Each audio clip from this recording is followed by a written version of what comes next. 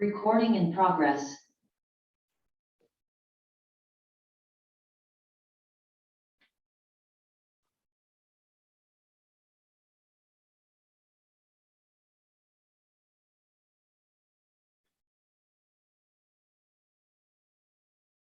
Violão tá aí?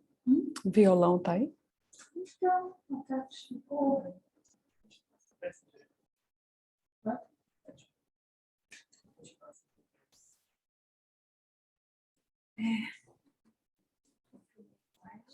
passou uma mensagem agora, mas não sei se ela deve estar aí.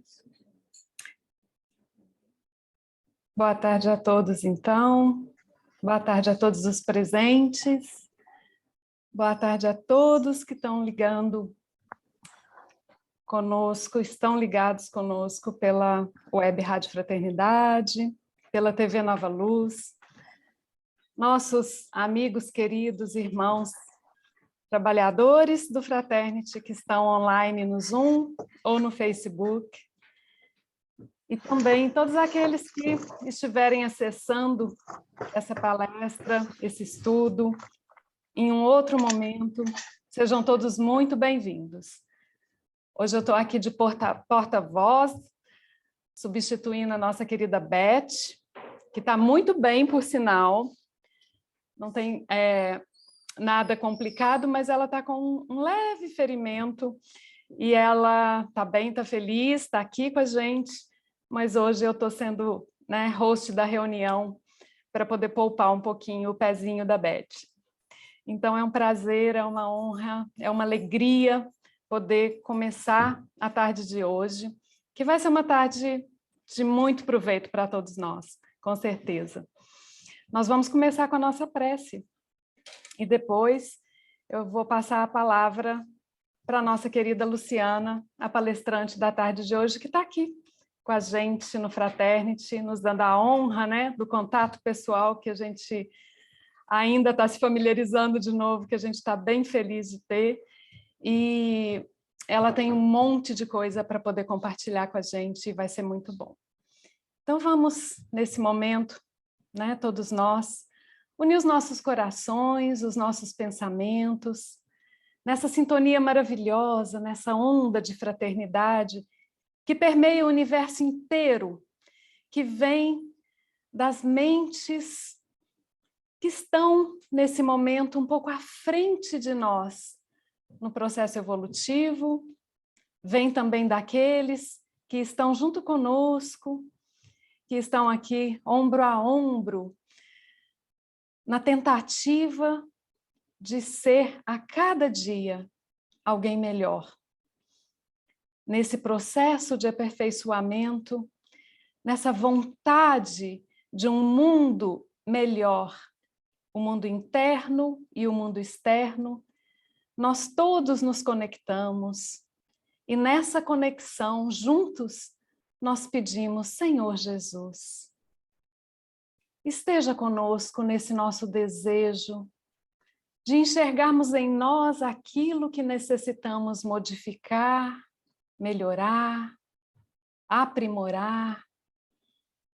Esteja conosco no nosso desejo de, junto contigo e com teus servidores de luz, construirmos o amanhã que o Senhor planejou para este planeta e para essa comunidade humana inteira. Sê conosco, Senhor, a cada dia, seja o arrimo nas nossas quedas, o ânimo para o nosso levantar, seja a inspiração para o nosso seguir em frente.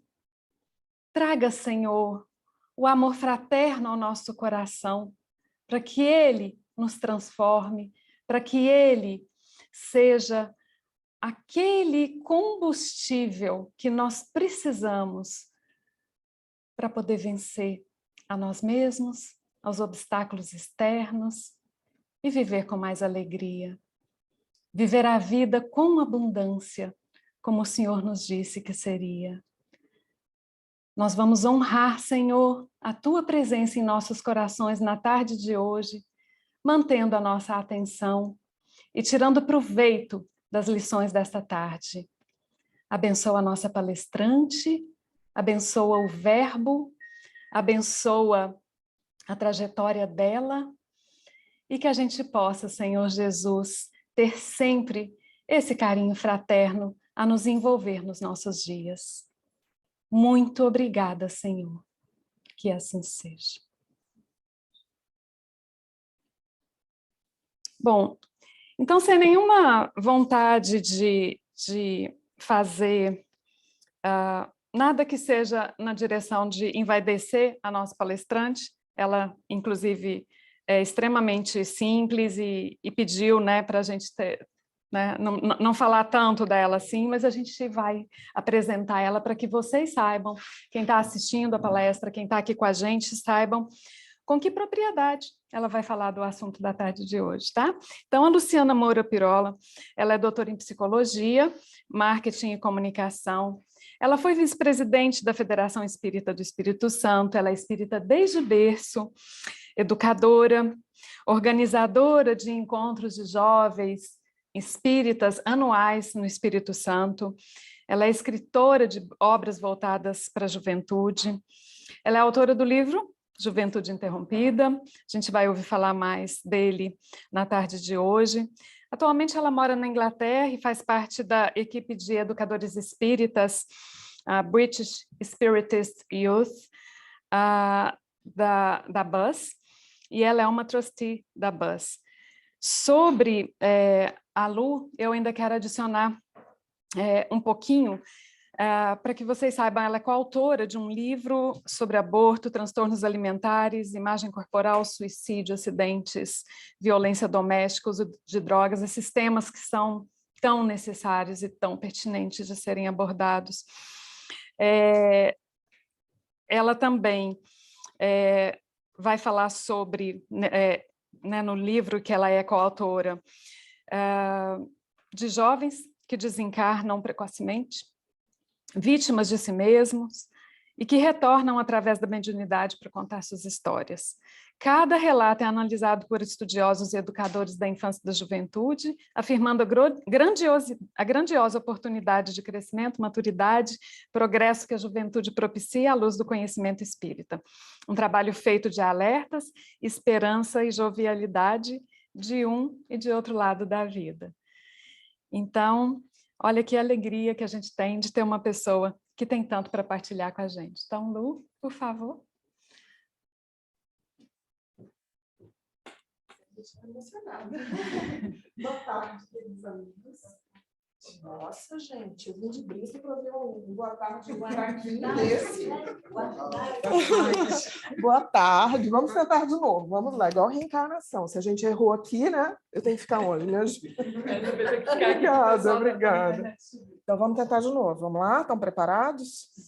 Boa tarde, gente. Muito melhor, muito melhor.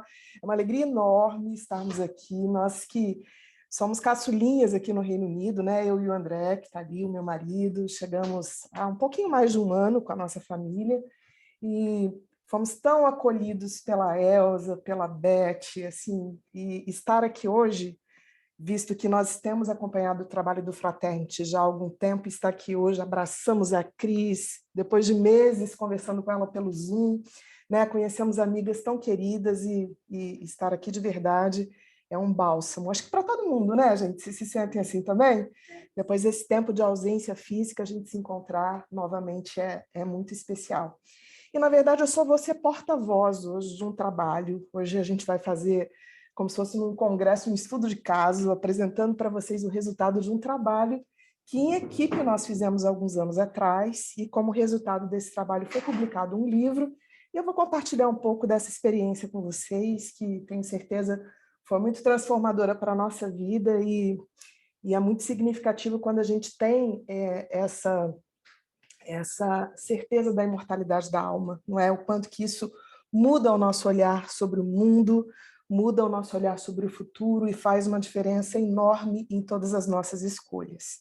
Mas a gente vai começar essa conversa. Marco, vamos começar a projeção? A gente vai começar essa conversa lembrando de uma história que talvez vocês já conheçam, porque é uma antiga lenda árabe que conta de um homem muito dedicado à fé, né? Mohamed era extremamente dedicado ao seu trabalho espiritual, juntamente com a sua família, a sua esposa e os seus 2 filhos, que eram verdadeiros presentes de Deus na sua existência. E Mohamed, como um líder religioso do lugar em que vivia, ele tinha sempre como uma das suas tarefas fazer pequenas viagens ali pela região, fazendo a propagação do nome do Senhor e fazendo o seu testemunho de fé. Até que numa dessas viagens, que deveria se estender por cerca de 15 dias, logo nos primeiros dias da sua ausência, um grave acidente aconteceu na região em que ele morava. E, a partir desse acidente, os seus 2 filhos vieram a falecer.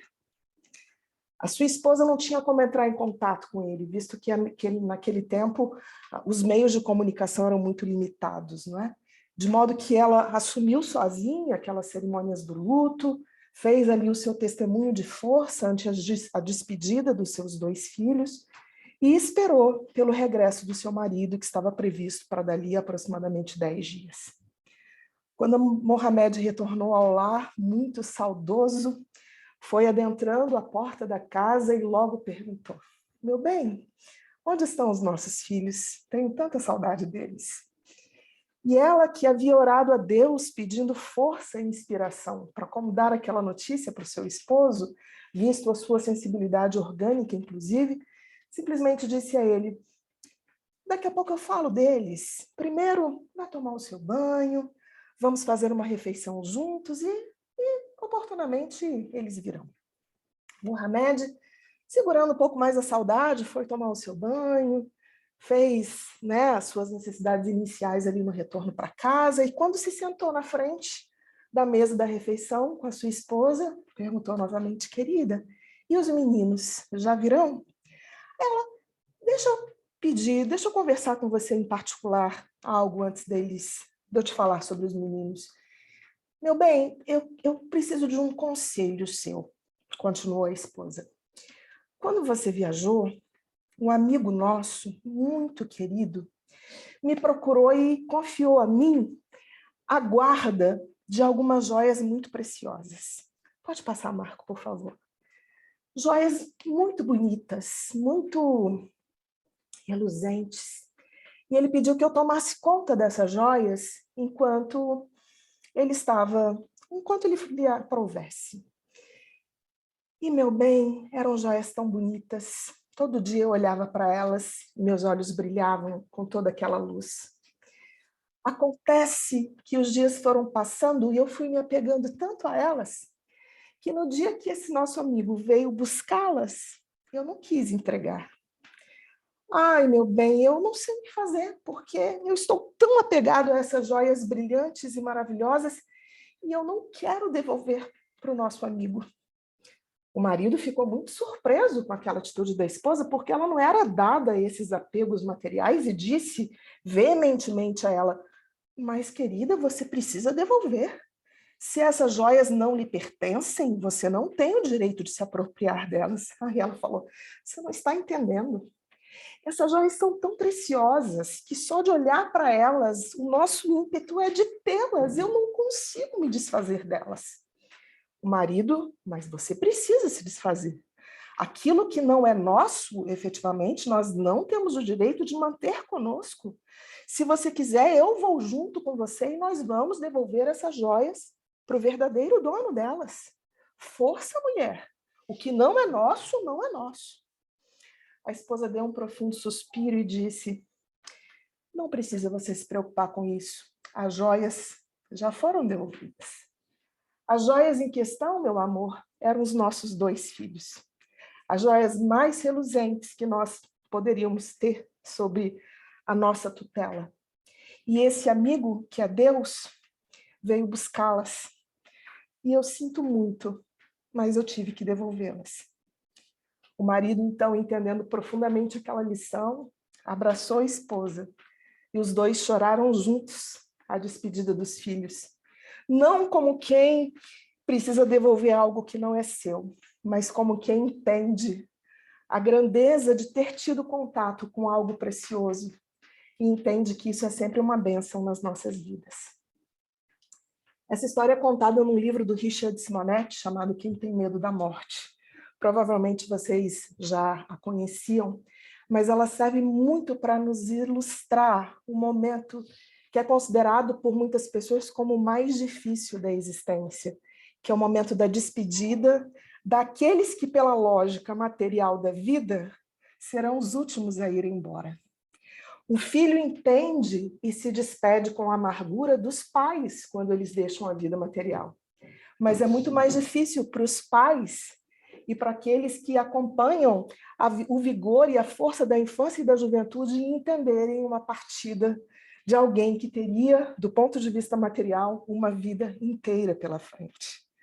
Então, a morte na infância e a morte na juventude são vistas sempre como momentos extremamente dolorosos, como momentos em que não se consegue entender muito bem quais são as motivações que estão envolvidas. Essa frase é muito comum de ser dita, né? Quando a gente ouve falar de uma criança, de um jovem que morreu, né? Eu vou usar a expressão morreu do ponto de vista material, mas era tão jovem. Nossa, tinha uma vida inteira pela frente, porque a gente concentra o nosso olhar como se a existência fosse apenas a existência material, não é? Alguns anos atrás, lá no Espírito Santo, onde nós morávamos, o grande número de mortes de jovens vitimadas por acidentes de trânsito, por suicídio, por alguns acontecimentos que nós muitas vezes chamamos de fatalidade, começou a nos preocupar. Eu não sei se vocês sabem, mas o Espírito Santo é um estado muito pequeno, né? Talvez um dos menores estados, acho que o terceiro menor estado geograficamente do Brasil, mas o Espírito Santo chegou a estar no segundo lugar no ranking de assassinatos de jovens no Brasil, no mapa da violência. E nós trabalhávamos, né, com educação dos jovens espíritas já há muitos anos, tivemos como maior alegria da nossa vida ter participado do movimento espírita desde criança. Então, com esse grupo de trabalho que nós tínhamos, né, esse dado começou a nos chamar muita atenção. Era rara a semana que você não tinha como capa de um jornal, de um noticiário, uma informação de um acidente que vitimou 5 jovens. Naquela época, não sei se vocês viram isso, aconteceu um acidente terrível numa boate no sul do Brasil, em que acho que mais de 200 jovens morreram, né, numa situação muito trágica, foi exatamente nessa mesma época. E nós começamos, então, a tentar entender essa lógica da morte da juventude. Vocês acham que todas as vezes que uma criança ou um jovem morre, é porque isso estava programado no seu planejamento reencarnatório? Será que todas as vezes que um pai ou uma mãe, ou ambos, se despedem de um filho de 17 anos, é porque antes desse jovem reencarnar, ele programou essa desencarnação aos 17 anos? Enfim, eram muitas das questões, né? E isso, na nossa realidade, era de fato um problema muito crítico, e nós começamos a tentar entender a lógica, inclusive por trás das estatísticas. E eu não vou me alongar muito nisso aqui, não, mas esse gráfico é bem elucidativo para a gente ver uma coisa interessante. Olha só. Dá para vocês verem, pelo menos, que tem barrinhas mais claras e mais escuras? Pois é. Esse jovem, que é uma estatística oficial do IBGE, mostra causas de mortes, né? Por exemplo, a primeira coluna é mortes naturais, depois a gente vê por causas externas, por acidentes, né, no transporte, por suicídios, por homicídios e mortes violentas. As barrinhas escuras registram as mortes de adultos, pessoas que não são jovens. E as barrinhas claras são as mortes que vitimaram jovens até 21 anos. Repara que na primeira, que é de mortes por causas naturais, qual que é a maior barrinha? A de adultos ou a de jovens? De adultos, não é? E ali a gente tem as doenças, as questões degenerativas, que são naturais do tempo que vai passando. Agora vamos analisar os dados seguintes. Olha, nas causas externas, que são fatalidades das mais diversas ordens. Quem morre mais, o jovem ou o não jovem? Olha a diferença da barrinha do jovem para o não jovem. Quem é que morre mais por acidentes de transporte, jovem ou não jovem? Olha a diferença de uma barrinha para outra. Quem que morre mais de suicídio, jovem ou não jovem? muita diferença, né? Se a gente compara uma barra com a outra, a diferença é muito gritante. Quem é que é mais assassinado? Jovem ou não jovem? Jovem. Quem é que morre mais em contextos violentos? Jovem ou não jovem? A diferença é, olha a diferença da última barrinha, né? De episódios violentos. A tal ponto que, só resumindo isso aqui, a gente estudando todas essas estatísticas, a gente se deparou com um dado que mostra que o Brasil, e isso até hoje vale, está entre os 5 países piores no mundo para se ser jovem, por conta de uma série de contextos de violência. Enfim, nós não vamos entrar nesse mérito aqui. Mas para a gente, bom, não estamos no Brasil. Será que no Reino Unido a situação é diferente? Né? E aí, passando, Marco, a gente vai atualizar isso aqui e entender que aqui também existem problemas, né? Que aqui também existem contextos que acabam colocando os jovens em situações muito críticas. Esses dados eu peguei do jornal The Guardian, que foram publicados numa matéria agora em 2021. São dados bem recentes. 7% dos jovens vão, de alguma forma, por estatísticas, e 7% significam mais de 52 mil jovens, fazem pelo menos uma tentativa de suicídio até os 17 anos. E os estudiosos encaram essa idade de 17 anos como a idade mais crítica da juventude, por uma série de fatores. E não apenas isso. Esse estudo, que é um estudo super amplo, né, que observou jovens nascidos em todo o Reino Unido, também indica que quase 25%, né, quase 1/4 dos jovens, em algum momento da sua vida, faz automutilação como uma forma de expressar a sua dor, a sua ansiedade e as suas questões emocionais. Pode passar, Marco? E esse estudo vai mostrando, né? Olha aqui, só vou fugir daqui um pouquinho. Esse é o crescimento do número de suicídios provocados por jovens aqui no Reino Unido, não é? A gente vê que a dimensão de crescimento ali é bem significativa. Os meninos de 15 a 24 anos, eles estão mais propensos ao suicídio do que as meninas, e alguns dados aí que vêm de pesquisadores que vão coordenando esses projetos, olha que interessante, a doutora Gabi comenta, né? Atrás das portas fechadas dos quartos, uma crise de saúde mental adolescente está se formando. Esse estudo é um estudo aqui na Inglaterra, eu não estou trazendo mais dados do Brasil, isso já ficou para trás. Estamos falando de uma situação aqui de extrema pressão, né, por inúmeros motivos, mas que faz com que essa idade seja uma idade de bastante vulnerabilidade emocional e espiritual. Pode passar. E aqui tem um outro dado, né, que coloquei ali só um recorte da matéria, de uma outra pesquisa que foi feita aqui no Reino Unido, que associa muito a questão do bullying, cometido principalmente nas escolas, a uma questão de um desarranjo emocional que muitas vezes leva àqueles 2 processos da automutilação e do suicídio. Enfim, aqui é só para a gente ver que nós temos um problema grave. E nós não podemos ser indiferentes achando que está tudo bem.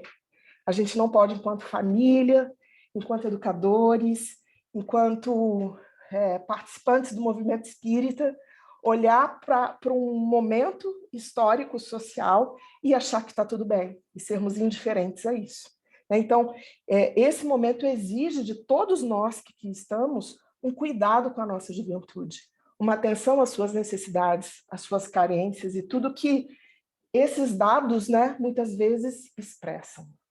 E aí, voltando à historinha que eu estava contando, pode passar, Marco, por favor. Lá em 2013, quando esses dados nos chegaram e a gente foi parar para prestar atenção em tudo isso, estudamos as estatísticas, vimos tudo isso que, de alguma forma, eu simplifiquei aqui para vocês. E aí nós, enquanto grupo de trabalho de infância e juventude lá do Espírito Santo, nós nos perguntamos, mas e as questões espirituais? O que tem a ver, né? O que os próprios jovens falariam para nós a respeito de tudo isso que está acontecendo? E aí nós, como realizávamos um encontro de mocidades espíritas, nós elejamos esse tema como um tema do encontro do próximo ano. Pensando, vamos falar sobre a morte da juventude com os jovens, para a gente conversar com eles, trazer questões para serem problematizadas e refletidas. E aí, na ocasião, nós pensamos em usar como tema do encontro esse livro que está aqui, representado nesse próximo slide, que é um livro chamado Jovens no Além. Foi psicografado pelo Chico na década de 60. E, inclusive, a gente chegou a pedir autorização da FEB, né, que publica o livro, para a gente realizar o nosso encontro com base nesse livro aqui. E aí nós começamos a ler o livro e chegamos ao seguinte entendimento: olha, é um livro muito interessante, que narra, né, as histórias das desencarnações dos jovens contadas por eles mesmos. Então, o livro é cheio de psicografias desses jovens. Só que as histórias que esses jovens contam nesse livro são histórias de uma juventude dos anos 60, que, de alguma forma, não traduzem os desafios de quem é jovem no ano de 2015. Então, a grande maioria dos relatos é muito contextual daquele período. E a gente chegou à conclusão que, por mais maravilhosa que seja a obra, ela talvez não correspondesse aos dilemas que os jovens do século XXI apresentam. E aí, só encurtando um pouco a história, nós conversamos sobre isso com a equipe da nossa federativa e pensamos num projeto que, a princípio, parecia muito ousado, né? A gente pensou, por que a gente não dá voz para os jovens desencarnados agora? Para que eles possam vir contar as suas histórias, para que eles possam trazer os seus relatos. Esses relatos dos anos 60, eles estão aqui, registrados. Mas será que se a gente der a oportunidade para que novos jovens, né, nesse novo momento, será que eles viriam nos contar as suas histórias? E aí nós fizemos um projeto em parceria com a área de mediunidade, e durante 2 ou 3 meses nós fizemos reuniões mediúnicas, em que foi aberto espaço para que, se o mundo espiritual achasse conveniente, esses jovens pudessem se comunicar. E aí, com isso, pode passar, Marcos. Com isso, nós, então, ao longo desses 3 meses aí, praticamente, nós recebemos 24 psicografias de jovens desencarnados. Psicografias dos mais diversos temas, como daqui a pouco eu vou escrever melhor para vocês. E realizamos, aí no ano seguinte, esse aí era uma parte do cartaz, o nosso encontro de mocidades, cujo nome era Jovens do Além, o mesmo nome do livro do Chico, que a gente já tinha, inclusive, pedido autorização da FEB para usar o nome, mas a gente usou como linha mestra, né, como fio condutor desse encontro, que durou 4 dias, todo o feriado do Carnaval, as mensagens psicografadas a partir desse projeto. As 24 mensagens, então, que eu relatei para vocês. Quando chegaram, descobriram que suas vidas estavam apenas recomeçando, né? Foi um pouco do slogan que a gente traduziu nesse projeto aí. Pode passar, Marco, por favor. Pode passar mais um. Então, como eu disse, né, 24 mensagens. Pode passar mais um, de 24 jovens desencarnados contando as suas histórias. E quando a gente foi analisar e fazer o estudo dessas mensagens, nós as agrupamos em 10 categorias. Essas 10 categorias que falavam de assuntos ou de motivações que os levaram até a morte. E aí, com isso, nós criamos 10 grandes temas para discutir esses assuntos, né? Pode passar.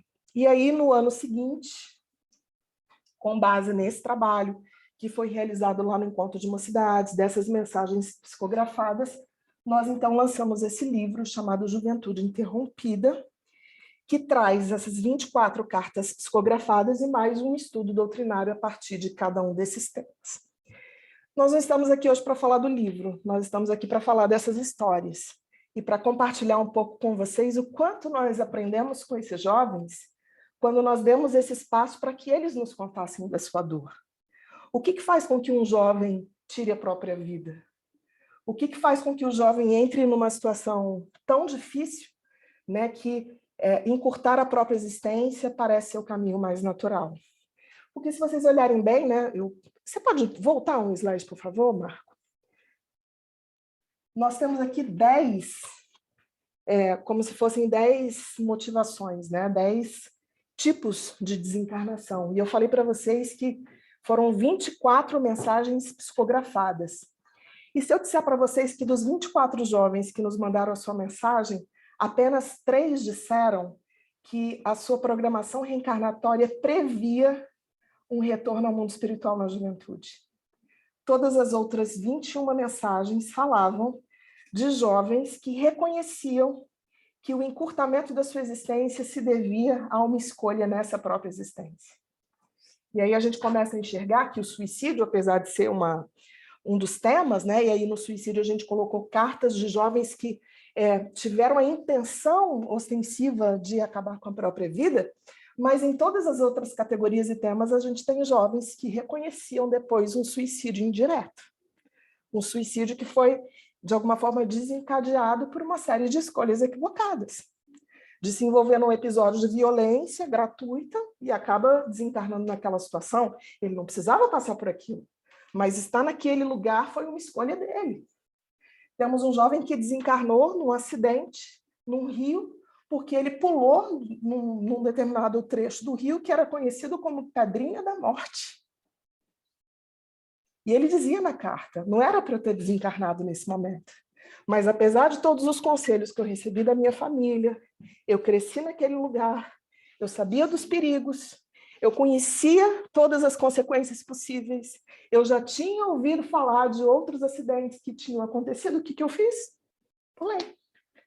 E a desencarnação veio não como um processo natural de um planejamento reencarnatório prévio, mas como uma consequência de uma imprevidência. Temos relatos de jovens que se lançaram no mar, querendo impressionar amigos e paqueras na praia, depois de terem ingerido muita bebida alcoólica.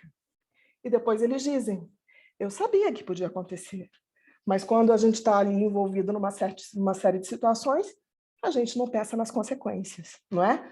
Isso não é uma prerrogativa dos jovens, acredite. Muitos de nós adultos também nos comportamos assim.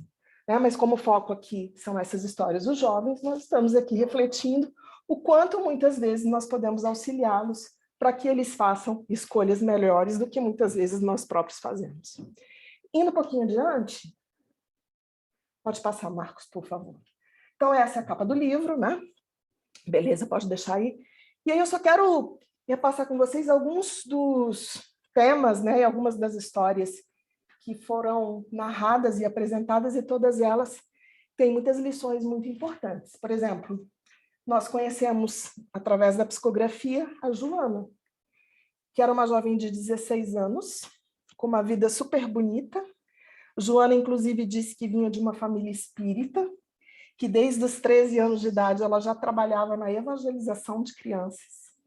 E ela adorava, ela conta que ela era chamada de tia Joana pelas criancinhas, trabalhava ativamente na casa espírita, se apaixonou por um garoto, acabou engravidando, e pela pressão do namorado, ela não soube dizer não, e foi cometer um aborto, mas numa clínica clandestina, sem estrutura, e esse episódio levou-a à desencarnação.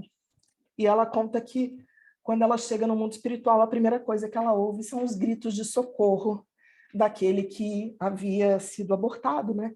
Que era um espírito que iria reencarnar como filho dela mais tarde, mas que, por conta das circunstâncias, ele veio mais cedo e tudo isso aconteceu. E a Joana conta a sua tristeza de ver uma situação que foi provocada por ela e pelo namorado. Ela não culpava o namorado, porque ele me obrigou, né? Ela concordou, se deixou levar. Ela disse que, ela tem até um trecho interessante na carta que ela fala assim, eu no começo dizia para mim mesma, estou fazendo porque ele está mandando, estou indo, mas no fundo eu sabia que a decisão era minha. Eu não posso negar isso mais. Agora que eu estou aqui desse lado da vida, eu não posso negar. Eu me deixei levar, e a responsabilidade foi minha, não é? E a Joana termina a carta numa mensagem de esperança. A Joana termina a carta contando de todo o acolhimento que ela recebeu dos avós no mundo espiritual, mas chamando atenção para a responsabilidade da escolha que ela fez. Né? Conhecemos também, entre as mensagens psicografadas, a história do Giancarlo, que era um jovem que tinha uma vida material muito próspera, vinha de uma família rica, teve todos os suportes necessários para o seu desenvolvimento. E quando o Giancarlo entrou na universidade, ele começou a participar de um grupo de grande desregramento sexual, e lá na década de 80, o Giancarlo acabou sendo contaminado pelo vírus da AIDS e veio a desencarnar algum tempo depois. Só que quando o Giancarlo desencarnou, ele chegou no mundo espiritual numa situação muito difícil, mas foi acolhido, né, por uma equipe tempos depois. Ele descreve todo o sofrimento pelo qual ele passou, e aí depois ele acabou tomando contato com a doutrina espírita já no mundo espiritual, começou a participar de encontros de mocidades aqui, vindo visitar na Terra, e ele narra a grande transformação e a esperança que ele cultiva de numa próxima existência fazer escolhas mais acertadas, né? Também é uma mensagem que fala de muita dor, mas também fala de esperança. Pode passar, Marco. Essa história do capítulo que a gente chama de dependência de álcool é uma das mais interessantes, né? Ela conta a história de um jovem chamado Marco Antônio, que desencarnou aos 17 anos por uma série de problemas no fígado. O Marco Antônio, ele narra que ele chegou muito próximo de fazer o transplante, que desde criança, desde muito jovem, ele era uma criança e um jovem muito doente, por várias questões, especialmente ligadas ao fígado. E ele desencarnou doente aos 17 anos. Só que quando ele chegou ao mundo espiritual, ele resgatou a sua história, e aí ele conta essas duas histórias na psicografia da existência anterior em que ele havia sido um homem muito viciado, muito ligado ao consumo de álcool. E ele conta nessa outra vida, né, que ele perdeu o aniversário dos filhos, ele perdeu o nascimento dos filhos, ele perdeu as festas de Natal, porque ele estava sempre embriagado. E ele acabou desencarnando nessa existência anterior 17 anos antes do previsto. E aí, na encarnação seguinte, como Marco Antônio, ele teve um planejamento de 17 anos. Ele conta que ele nunca colocou, né, ele como Marco Antônio nessa última existência, ele nunca colocou uma gota de álcool na boca, mas ele sentia o cheiro, ele parece que alguma coisa mudava nele só com o cheiro do álcool. E ele teve essa existência como uma forma de resgate, né? Como uma forma de reencontro consigo próprio, e ele conta essa história muito bonita, destacando aí que não existem acasos na providência divina, não é? Nossa, coitado, um jovem de 17 anos morre tão doente assim, e ele vem dizer, não, foi um presente que a providência divina me deu. Os 17 anos que ficaram faltando, que foram antecipados pelas minhas escolhas na existência passada, eu pude viver agora. Eu pude aprender a lidar melhor com o meu corpo. Eu pude aprender a lidar com o meu fígado, entender como meu fígado funciona. E é também mais uma mensagem de extrema esperança, consolo, né? Mostrando que a vida é uma sequência sempre inteligente da misericórdia divina. Seguindo adiante. Esse é um capítulo muito especial, assim, muito interessante. É o capítulo que fala dos distúrbios alimentares. E era um capítulo que a gente nem tinha previsto antes, né? A gente imaginava que os espíritos traíam histórias de suicídio, histórias de violência, e aí, de repente, nós fomos presenteados com 3 psicografias que falavam sobre distúrbios alimentares. A Ana Júlia, que foi uma jovem que desencarnou em vista da sua escolha e, enfim, da forma como ela levava a vida, ela era anoréxica. Nós temos aqui a psicografia da Mirella, que era bulímica. E para não dizer que isso é só uma questão de mulheres, né? Nós temos a história do Paulo César, que assina a psicografia como Cesão, que ele acabou desencarnando em função do uso de anabolizantes, num processo chamado vigorexia. E os 3 fazem, né, nas suas psicografias, relatos muito impressionantes do amadurecimento que eles foram tendo depois da desencarnação, depois do sofrimento de chegar no mundo espiritual, sabendo que interromperam uma jornada que estava programada para ser de outro jeito, e aí tiveram que reaprender a própria imagem pessoal, né? O próprio foco que deveria deixar de estar no corpo físico, na aparência, e estar em questões muito mais amplas que isso. Então, também são cartas que falam desse amadurecimento, dessa conquista, dessa autoestima, que vai além de ser magra, de ser gorda, de ser forte, de ser fraco, mas que reconhece as suas qualidades como uma alma imortal. Então, são 3 histórias muito impactantes, né, que a gente vai conhecendo. Todos eles descrevem muito como era a sua vida antes da desencarnação. a decepção que tiveram quando chegaram no mundo espiritual e viram que deixaram muita coisa para trás. A Mirella, por exemplo, ela conta que ela tinha uma programação reencarnatória que previa que ela seria alguém dedicada à causa das crianças.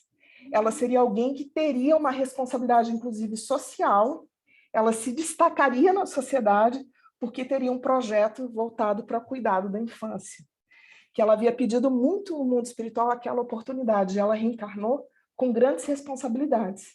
Desencarnou aos 15 anos, deixando para trás essa possibilidade de fazer a diferença, tanto para ela quanto para o mundo, não é?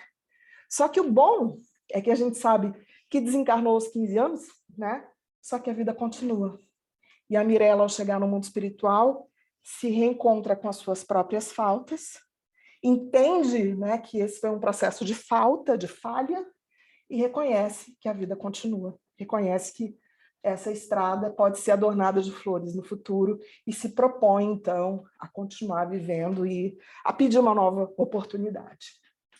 Talvez mais difícil do que aquela que ela tinha antes, mais desafiadora, mas sempre uma nova oportunidade. Seguindo, a gente tem aí o tema, qual é agora? O tema das doenças kármicas. E nesse capítulo, especificamente, a gente vai encontrar os relatos em que os espíritos estavam com uma programação reencarnatória de morrerem aos 15, 16, 17 anos. A gente tem uma história da Maria, que era uma jovem que acabou desencarnando vitimada de um câncer, do José Ricardo, né, que também acabou relatando qual foi o processo da sua doença. Em ambas as histórias, a gente tem desencarnações que foram mais tranquilas, que foram menos sofridas, apesar da doença física, mas a chegada desses espíritos no mundo espiritual foi muito mais tranquila, porque eles acabaram passando por um processo que já estava programado, eles estavam mais em sintonia com o seu próprio propósito reencarnatório, e quando chegaram, eles eram alguém que tinha cumprido o que tinha que cumprir. Não era alguém que estava chegando 20, 30, 50 anos antes da hora. Né? Avançando, nós temos aqui as 3 mensagens que falam de situações em que aparentavam fatalidade, como a história que eu contei para vocês do jovem que se jogou da pedrinha da morte. Ai, que fatalidade, né? Que pena que aconteceu isso. Realmente é uma pena que aconteceu, mas talvez não seja fatalidade. Talvez esse nome ele mascare muitas vezes uma decisão imprópria ou imatura ou, né, fora de contexto que as pessoas tomam ao assumirem determinados riscos na vida.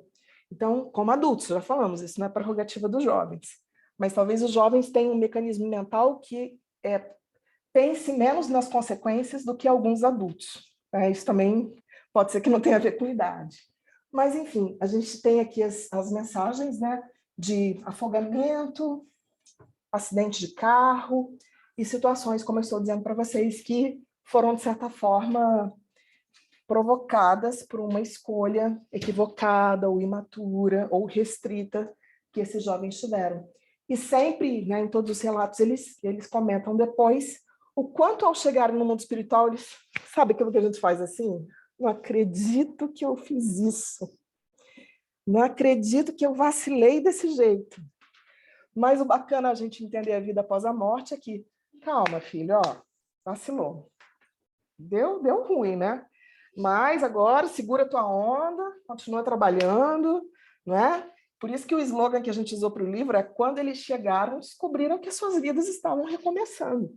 E a gente sempre defende que esse não é um livro que fala de morte. Vocês concordam? Esse é um livro que fala de vida, porque todos eles continuaram vivos. Todos eles tiveram seu momento. Nossa, que vacilo, mas a vida continua. E o que é o tempo de uma existência? É um tempo perdido, óbvio, mas somos todos imortais, né? E as oportunidades vão surgir, sempre com propósitos de nos fazer acertar. As oportunidades são sempre a melhor forma de fazer dar certo. A gente às vezes vacila, a maior parte das vezes ainda a gente vacila. Mas essas mensagens todas nos lembram isso. Beleza, levanta a cabeça, dá a volta por cima e segue adiante. Muito bem, temos no próximo capítulo... Pode passar, Marco. Nós temos aí as mortes violentas. E nós temos duas mensagens aí, né, do João e do Iago. O Iago foi um jovem que desencarnou numa briga, num show, e aí ele conta todas as escolhas equivocadas que ele fez até chegar nessa briga e acabou levando uma garrafada na cabeça, teve complicações e desencarnou. E a mensagem do João é uma mensagem muito, muito curiosa, porque o João era um jovem de periferia, que teve uma vida muito difícil, que precisou desde cedo aprender uma série de questões para sobreviver naquele contexto em que ele vivia, e muito cedo ele foi envolvido, né, por um grupo da região em que ele morava, e ele acabou cometendo pequenos delitos, pequenos furtos. Ele acabou servindo como, eu acho que é avião que a gente chama, né, no contexto do tráfico de drogas e tal. E o João, ele sentiu uma responsabilidade muito grande porque ele era o filho mais velho e ele tinha vários irmãos, a família passava muita dificuldade, e numa das casas em que ele entrou para assaltar, ele acabou sendo assassinado pela polícia. E o relato dele assim traz, de uma forma muito direta, um jeito de escrever de alguém que não havia na Terra recebido a instrução. E a gente manteve isso no livro, assim. Ele escreve com palavras às vezes incompletas, com umas gírias bem diferentes e tal, uma autenticidade ali de quem era o João e das descobertas que o João foi fazendo. E é uma das cartas mais espiritualizadas. É uma das cartas que quando você olha assim, nossa, por que ele está escrevendo desse jeito? Mas quando você se desliga da forma e vai olhar a essência do que ele escreveu, a maturidade desse jovem, eu acho que ele desencarnou com 13 anos. A maturidade desse jovem, o que ele diz ali, de descoberta, o que é o sentido da vida, o estímulo que ele faz para os jovens que estão encarnados, tipo, abre o olho, rapaz, toma conta da tua vida, não deixa que os outros determinem o seu destino, não. Ele fala isso de uma forma incrivelmente madura, com o jeitinho dele de falar, né? E é uma das cartas que dos jovens que, enfim, depois eu vou contar um pouco do que a gente fez com esse livro, mas sempre foi uma das cartas preferidas da meninada, né? Porque se identificavam muito com o jeito dele falar, do jeito dele falar da vida, refletir sobre a vida com uma maturidade impressionante. E o Iago foi o que desencarnou no show, como eu já falei. Pode seguir lá, por favor. E aí nós temos no capítulo 8, o tema da overdose. E esse tema é descrito, ele é contado a partir da história do jovem Cássio, que desencarnou com 16 anos, obviamente, né, por uma overdose. E o Cássio conta a experiência familiar dele. Talvez seja uma das mensagens mais focadas no universo familiar. E ele conta que ele vinha de uma família extremamente rica. Ele conta de todas as facilidades materiais que ele teve. Ele descreve o quanto que nunca passou qualquer necessidade material, mas ele conta do verdadeiro abismo espiritual e emocional que ele vivia na mansão em que morava com a família. É uma mensagem muito dura, né, que faz a gente, às vezes, pensar o que é que a gente quer oferecer para os nossos filhos. Será que a gente quer oferecer só o berço de ouro? Todo mundo quer o melhor para os filhos. Mas será que querer o melhor para os filhos é imaginá-los num contexto de muito dinheiro e só isso? Então, é uma carta muito reflexiva, né, que ele chama a atenção do comportamento da mãe, do comportamento familiar, não culpando, ele não faz isso, mas ele descreve para mostrar que foi um encaminhamento que acabou acontecendo na vida dele, estimulado ou até mesmo contextualizado por essas questões familiares. Ao contrário do João, como eu contei para vocês agora, que vinha de uma família extremamente pobre, o Cássio vinha de uma família extremamente rica e desencarnou aos 16 anos por uma overdose de drogas. Tá? Avançando, nós temos esse capítulo do suicídio. Eu acho que é o capítulo que tem mais mensagens. A gente tem a história da Aninha, do Antônio. Não, são 3 mensagens, 4 mensagens. Caio, Aninha, Antônio Carlos e Jurandir. É o capítulo com mais mensagens. E nesse capítulo nós reunimos as histórias em que os jovens deliberadamente fizeram alguma coisa para acabar com a própria vida. E via de regra, né, essas histórias falam de desconexão consigo próprio, de não aceitação de quem eu sou, de desilusões amorosas, de falta de aceitação da família, né? O jovem Caio, por exemplo, 15 anos, ele se jogou do alto de um prédio. E por que ele se jogou? O Caio se descobriu homossexual muito jovem e por diversas vezes ele ouviu o pai dizer: eu prefiro ter um filho morto do que um filho gay. E com o amadurecimento da sua sexualidade, ele se reconhecendo de verdade homossexual, ele se apaixonou por um amigo. É uma história muito rica, com muitos detalhes. Se apaixonou por um amigo, foi correspondido pelo amigo, só que a pressão familiar que ficava repetindo inconscientemente para ele: eu prefiro ter um filho morto do que um filho gay, fez que num dia de desespero ele se lançasse do alto do apartamento em que ele vivia com a família, né? Mostrando aí toda essa questão que, inclusive, naquela matéria do The Guardian que eu mostrei para vocês, as estudiosas aqui do Reino Unido apontaram que daqueles 7% de jovens com 17 anos que cometem pelo menos uma tentativa de suicídio aqui no Reino Unido, as questões homoafetivas são muito marcantes.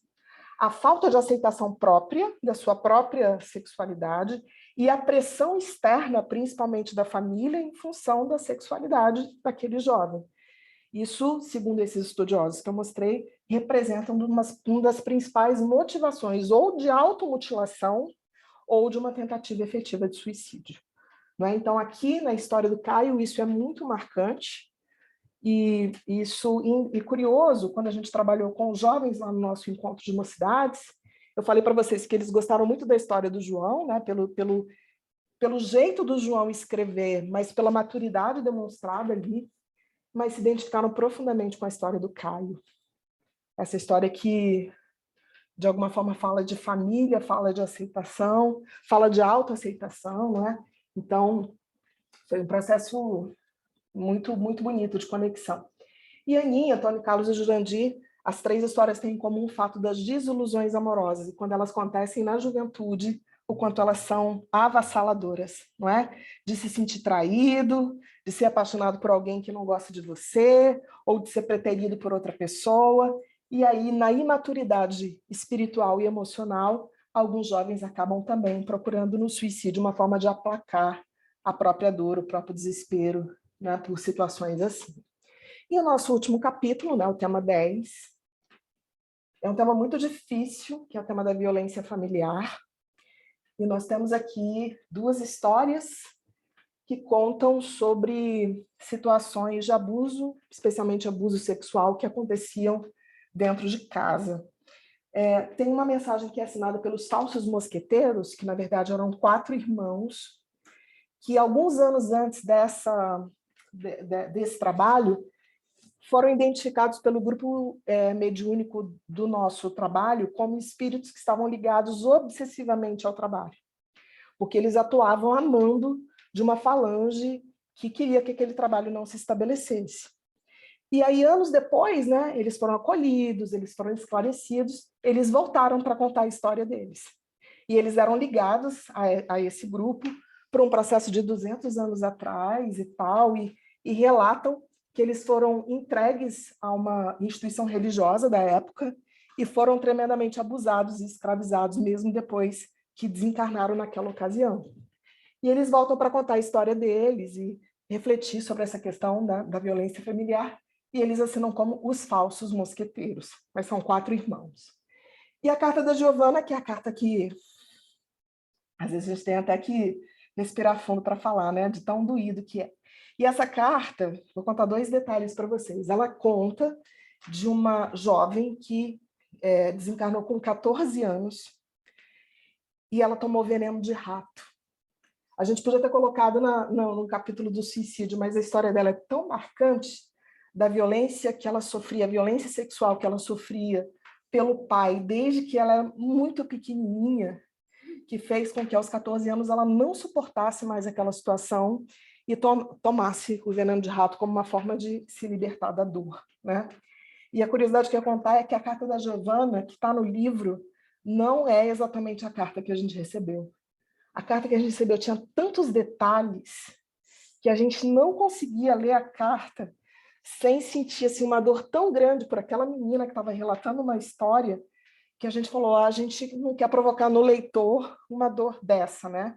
Aí a gente manteve as partes que eram elucidativas, que contavam a história, mas tiramos alguns trechos que detalhavam como é que era todo esse processo do abuso e eram muito sofridos. E publicamos a Carta da Giovana dentro desse contexto da violência familiar. E mesmo ela chegando no mundo espiritual, na condição de uma suicida, porque ela tomou o veneno de rato, mas a justiça divina nunca é um dedo apontado para a gente, dizendo você acertou, você errou, né? A justiça divina é essencialmente misericórdia. Então ela foi acolhida, tomou consciência dos seus erros, viu que existiam fatores que a levaram àquela configuração familiar. A história dela e do pai não era uma história fortuita. E aí, entendendo isso e desenvolvendo todo um processo de perdão a si mesma, né, de entendimento do contexto familiar, a Giovana teve, então, uma maturidade de voltar para contar essa história, que para a gente já refeita. Né? Não era um espírito que chegou desesperado, era um espírito que veio, eu vim narrar a minha história e que isso sirva de alerta. Esses são os 10 capítulos que nós apresentamos no livro. São 10 capítulos das 24 psicografias, né? Porque alguns capítulos têm mais de uma história. E no livro a gente apresenta as histórias, e em cada um desses temas, essas histórias são analisadas do ponto de vista da doutrina espírita. Então a gente traz informações científicas, proposições filosóficas, religiosas, para a gente entender esse tema sob a ótica da doutrina espírita. E esse livro foi publicado em 2014, né, com tudo isso. E o ano passado, chegando à conclusão de que o livro ele tem um papel de esclarecimento muito importante, mas ele estava esgotado na editora, 3 edições já tinham sido feitas e estavam esgotadas, nenhum lugar do Brasil mais tinha para vender o livro, então nós tomamos a decisão de reeditar esse livro.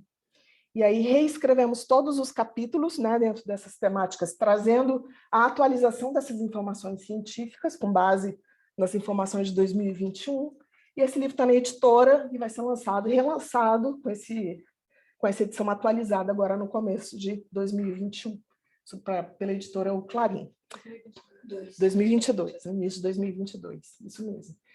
Pode seguir, Marco, por favor? E aí, então, queria para a gente... Nem sei como é que está o tempo, gente. Tá. Eu queria compartilhar com vocês trechinhos dessas psicografias, algumas frases, alguns trechos curtos, para vocês verem a grandeza da reflexão que esses jovens trazem, né? O quanto eles são maduros na sua juventude e maduros na sua dor, ao refletir sobre esses problemas e entender que, sobre todos eles, existe uma dimensão espiritual que muitas vezes foge do nosso entendimento, mas que nos ajuda a seguir adiante com esperança, com entendimento e tudo mais. Vamos passar, vamos ver alguns trechinhos dessas mensagens.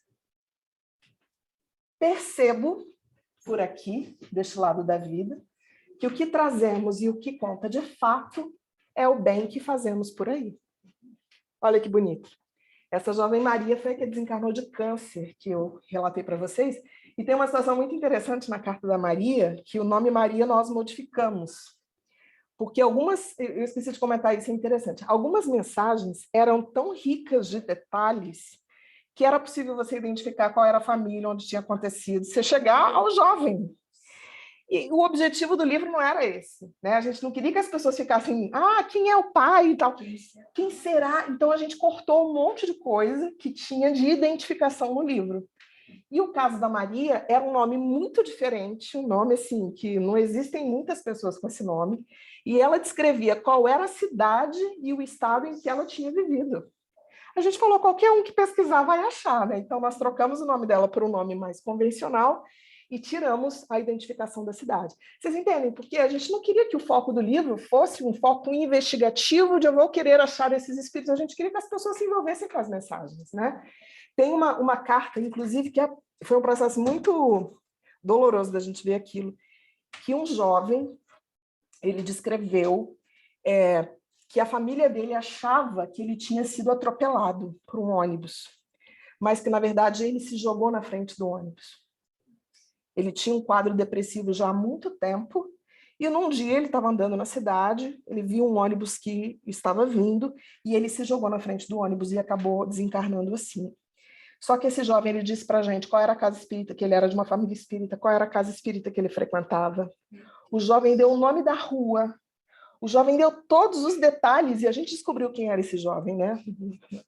A gente está falando que a gente não queria que fosse esse, mas né, descobrimos quem era o jovem, não falamos, obviamente, não compartilhamos com ninguém, e tiramos da mensagem esses detalhes muito específicos, trocamos o nome do jovem, mas olha que loucura! A família acreditava que tinha sido um acidente de trânsito, quando, na verdade, havia sido um suicídio, né? Enfim, vamos seguir, vamos ver mais um trechinho. Rogo a Jesus que ampare a todos vocês, assim como tem me amparado. Que minha história possa ajudar aquelas garotas que talvez sofram pelas mesmas questões que sofri. Mirella é aquela jovem que eu falei para vocês que desencarnou com anorexia, que tinha um compromisso espiritual de ser alguém que iria... Sabe o que ela fala na mensagem? Que ela teria um trabalho de projeção mundial.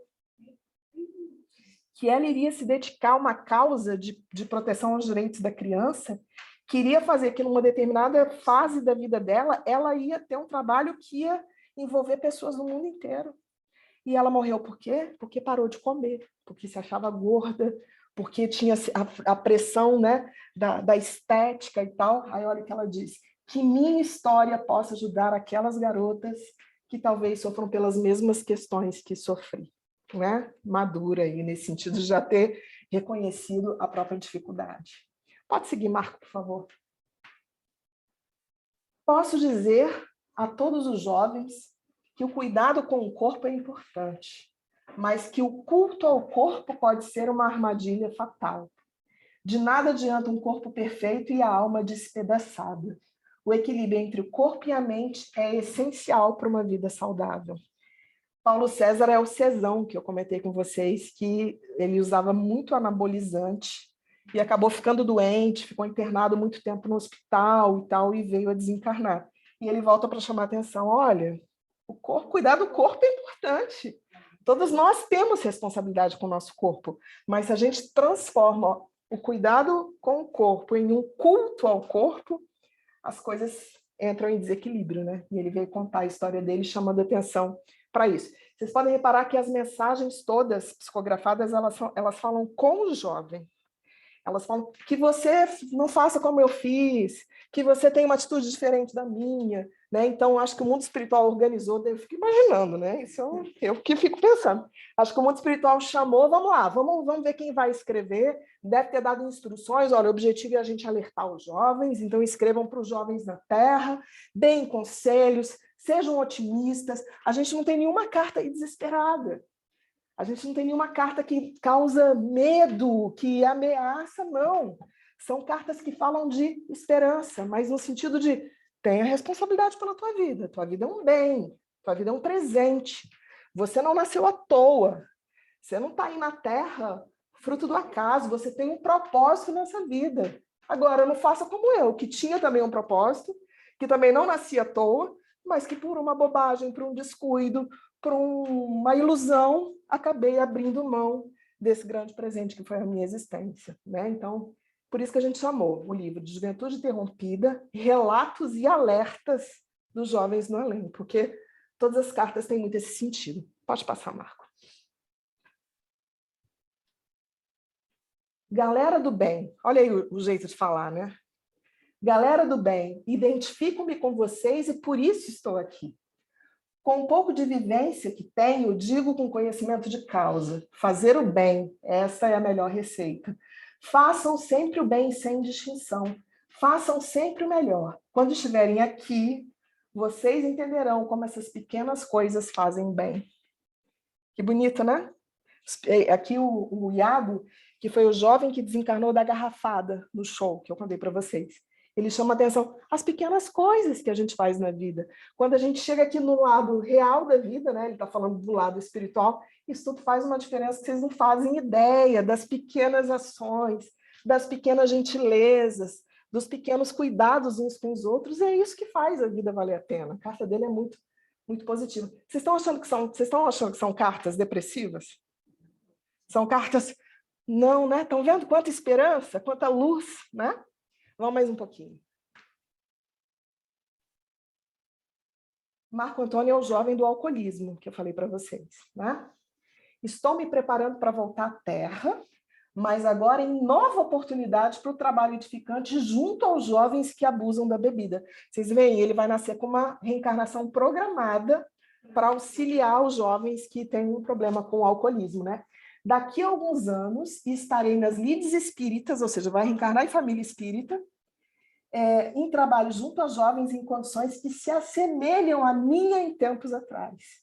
Pedi aos benfeitores essa oportunidade para o acréscimo da misericórdia divina e estou recebendo essa bênção.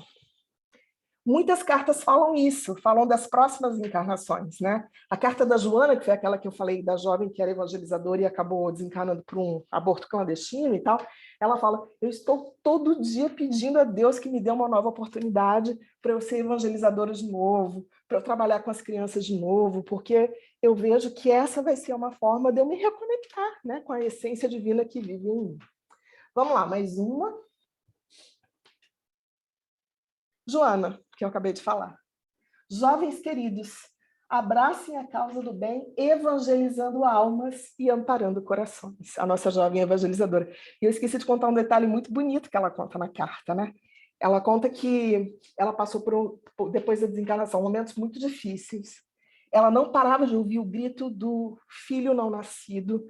Então, ela passou momentos dificílimos e tal, mas que depois que ela foi amparada e tal, ela começou a se reequilibrar, ela ouvia as preces que as crianças que ela evangelizava faziam por ela. Ela disse que chegou um momento que ela recebia os desenhos que as crianças que eram da turminha dela faziam na evangelização e que eles plasmavam no mundo espiritual para que ela recebesse aquele presente como uma forma de se recuperar, né? Joana, você vacilou, minha filha. Eu fico imaginando os espíritos amigos. Vacilar, você vacilou, mas ó, a gente vacila todo mundo, vem. Deixa aí a culpa de lado, né? Deixa isso aí, vamos em frente, ó, foca no futuro. Oportunamente você vai voltar para completar o que você não fez agora, foca na frente, né? O passado ficou para trás. Então, olha que bonito, ela convidando os jovens a assumir também essa tarefa de evangelização. Vamos lá, Marco. Carlos Augusto era um jovem filho de família espírita. Na mensagem ele descreveu o nome da casa espírita que ele frequentava e a gente procurou existir a casa espírita que ele frequentava e ele desencarnou no acidente de trânsito depois de uma festa regada a muita bebida e tal. E ele conta na carta que não estava na programação reencarnatória dele, mas que ele assumiu o risco do acidente quando ele se embriagou e saiu dirigindo desenfreado numa madrugada qualquer da vida, né? E o trechinho dele. Penso que a lição que eu tiro disso tudo é que devemos aproveitar a oportunidade reencarnatória para nos tornarmos pessoas melhores.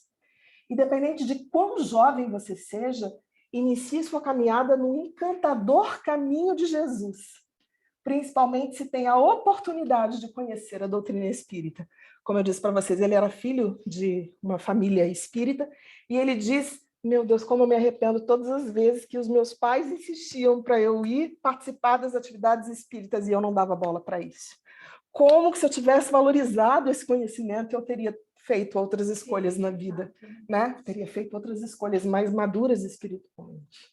Vamos lá, Marco, obrigada. Olha aí o João, o jovem que foi assassinado pela polícia. Olha o trecho dele. Peço para todo mundo colaborar para acabar com tanta violência que tem por aí. Olha o jeito dele escrever.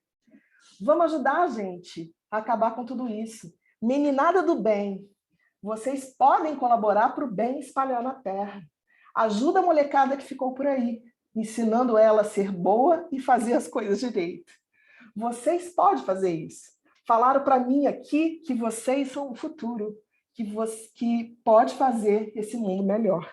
E quando ele ensinou João, só João, né? Então, vejam que maduro, né? Vejam que mensagem de estímulo bonita, que mensagem que transcende cultura, que transcende idade, mas é uma mensagem de espírito para espírito, na maturidade de quem reconhece o verdadeiro valor da vida, o verdadeiro valor da gente estar junto numa existência. Muito bem, vamos lá, Marco. Marco Antônio Os jovens acham que sabem tudo, mas as coisas não são assim. Ouçam mais, prestem mais atenção aos seus pais e seus amigos verdadeiros, companheiros que de fato querem o seu bem. Jovem amigo, não faça como eu, faça diferente. O jovem que desencarnou em função de escolhas também equivocadas, vícios, né? Então, esse trechinho da mensagem, ele fala muito, escuta quem quer o seu bem, né? Não se deixa levar aí por pessoas que, na verdade, não querem te encaminhar. Presta atenção mais nos seus pais, presta atenção mais nos seus amigos, porque muitas vezes eles podem te ajudar a fazer escolhas melhores. Vamos mais um? Essa é a última, que eu separei para vocês. Cássio é o jovem que desencarnou aos 16 anos com overdose. Olha que bonito esse trecho que ele diz. Ser jovem é não ter medo de ousar. Ser jovem é inventar e reinventar a todo tempo. Ser jovem é ser diferente, é nos inspirar nos ideais dos pais e construir nossos próprios ideais, porque a vida é feita para servir e compreender a nós mesmos e ao próximo. É o novo acolhendo o velho, é o moderno em harmonia com o antigo. Ser jovem é ser feliz, ser jovem é construir e transformar, é amar. Não parece assim, gente, um espírito que veio de planos superiores para poder transmitir uma mensagem de estímulo? Está aí, o jovem que desencarnou com 16 anos, né, vitimado por uma overdose, e quando toma consciência no mundo espiritual, vem dizer, olha, e eu falei para vocês que o contexto familiar do Cássio era um contexto que, de alguma forma, contribuiu para as escolhas equivocadas que ele fez. E ele diz ali, é se inspirar nos ideais dos pais, mas construir os seus próprios ideais. Ele chama atenção. Não é porque você tem uma família de um jeito que você vai seguir fielmente isso. Você constrói os seus próprios ideais, né? Então, essa poesia, praticamente, em forma de mensagem que o Cássio trouxe para nos chamar a atenção da nossa própria autorresponsabilidade em todas as escolhas que nós fazemos. Muito bem. Com isso, eu queria mostrar para vocês uma foto de uma parte da equipe, né? Porque o que aconteceu no nosso encontro de mocidades, em que nós estudamos esse livro? Nós materializamos os jovens no além. Então, todos esses jovens que nós estamos contando para vocês, nós convidamos jovens das nossas equipes de arte e eles vivenciaram esses jovens lá no encontro. Então, por exemplo, aqui a gente tem os falsos mosqueteiros, esse jovem aqui ele virou o João, nós temos aqui o Cássio, essa aqui é a Joana, então essa aqui é a Bernadette, todo mundo cara de choro aqui, porque essa aqui foi a apresentação final do evento, né? Então, esses eram os nossos jovens no além que estavam lá, que interagiram com jovens, que vivenciaram, que contaram as histórias. Ouso dizer para vocês que talvez tenha sido um dos nossos encontros mais emocionantes, né? Que a gente sentia a presença dos jovens lá. Eu confesso para vocês que eu estava sentada ali, eu comecei a sentir de novo a chegada deles, a participação deles, porque a gente acabou estreitando uma relação que é um presente para a vida, né? Saber que a vida não acaba, a gente já sabe. Mas quando a gente sente isso e a gente vê esse exemplo tão bonito e de tanta renúncia, que eu acho, deles virem assumir as suas próprias faltas, os seus equívocos e nos ensinar, olha, toca adiante, né? As coisas não precisam ser do jeito que a gente ficar restritas às escolhas que a gente fez. Vamos seguir. E para a gente terminar, né, esse relato... Pode voltar, que eu acho que vai começar a tocar a música agora. Deixa eu só contextualizar. Para a gente terminar. Gente, eu não sei o que aconteceu, talvez seja o tema do envolvimento, eu estou me sentindo ofegante desde o começo. Eu estou falando... Não, é como se eu tivesse com um problema respiratório. Assim, não sei se vocês repararam, não sei, peço desculpas, alguma coisa aí. Eu não estava assim, mas talvez seja até a própria questão do tema, né, desse trabalho todo bonito. Eu queria compartilhar agora com vocês, para a gente encerrar, uma mensagem que toca mais o coração do que a mente, que é uma mensagem em forma de arte. Por ocasião desse trabalho, né, a gente sempre produz músicas e pensa em várias formas de contar as histórias que vão além do conteúdo verbal. Então, isso vira teatro, isso vira música, isso vira artes plásticas, isso vira uma série de coisas. E uma das músicas que foi compostas, né, para esse tema, eu queria compartilhar com vocês. para a gente ouvir, botei a letra ali para a gente poder acompanhar. E eu queria convidar que nesse instante vocês se conhecem algum jovem que desencarnou, ou alguma família que ainda sofre a ausência desses jovens, que se conectem nessa mensagem que a música transmite, para que a gente também possa transmitir para essas famílias e para esses jovens a nossa certeza de que nós continuamos juntos pelo amor. Que essa talvez seja a maior certeza, né? A morte não separa, a morte é só um até logo, daqui a pouco a gente se encontra de novo. E essa música fala muito disso, e para a gente finalizar pelo menos essa parte aqui, daqui a pouco, né, a gente pode conversar mais, mas que a gente use esse momento para se conectar a essa ideia. O refrão da música é: continuamos juntos pelo amor. E que a gente possa, então, trazer à nossa tela mental essas famílias, esses jovens, que vocês conheçam, que vocês já ouviram falar, para que eles possam entrar nesse ambiente vibratório de esperança, de paz e de amor, e também terem seus corações consolados por tudo isso, né? Vamos, Marco, agora sim. Se você puder projetar o som também.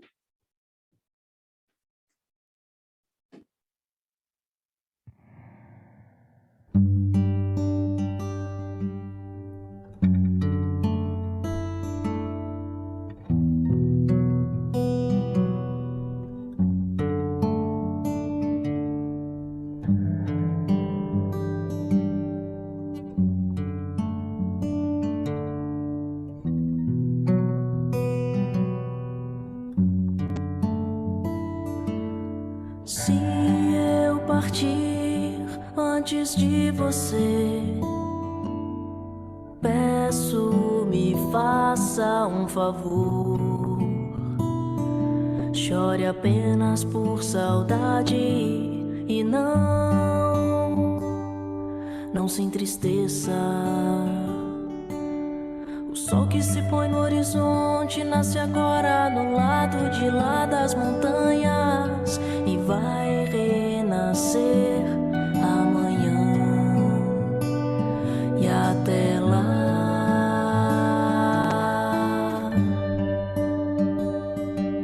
até logo.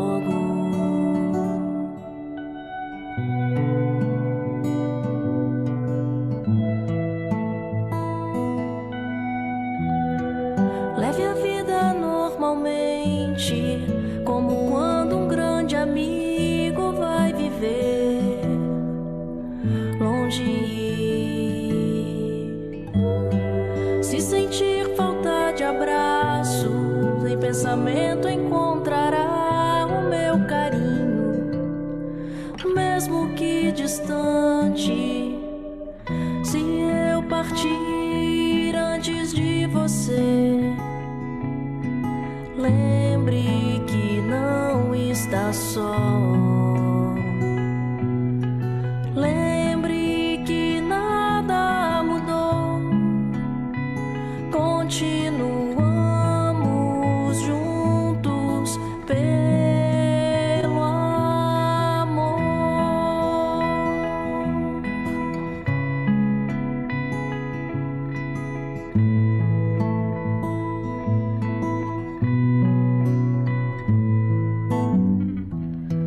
Sem ter medo, siga em frente. Qualquer dia nós iremos nos rever. E até lá, não tenha pressa e nem receio. De um ou de outro jeito, sempre irei te acompanhar. Se eu partir antes de você, lembre que não está só.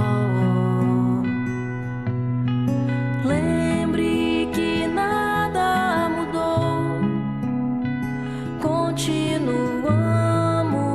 juntos pelo amor. Se eu partir antes de você, lembre que não está só.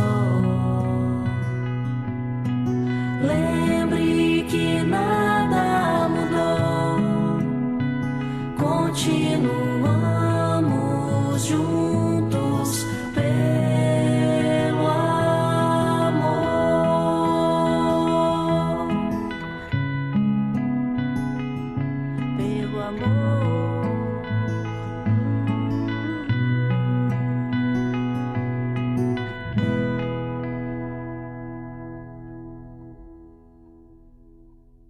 vejam que bênção que é o Espiritismo na nossa vida.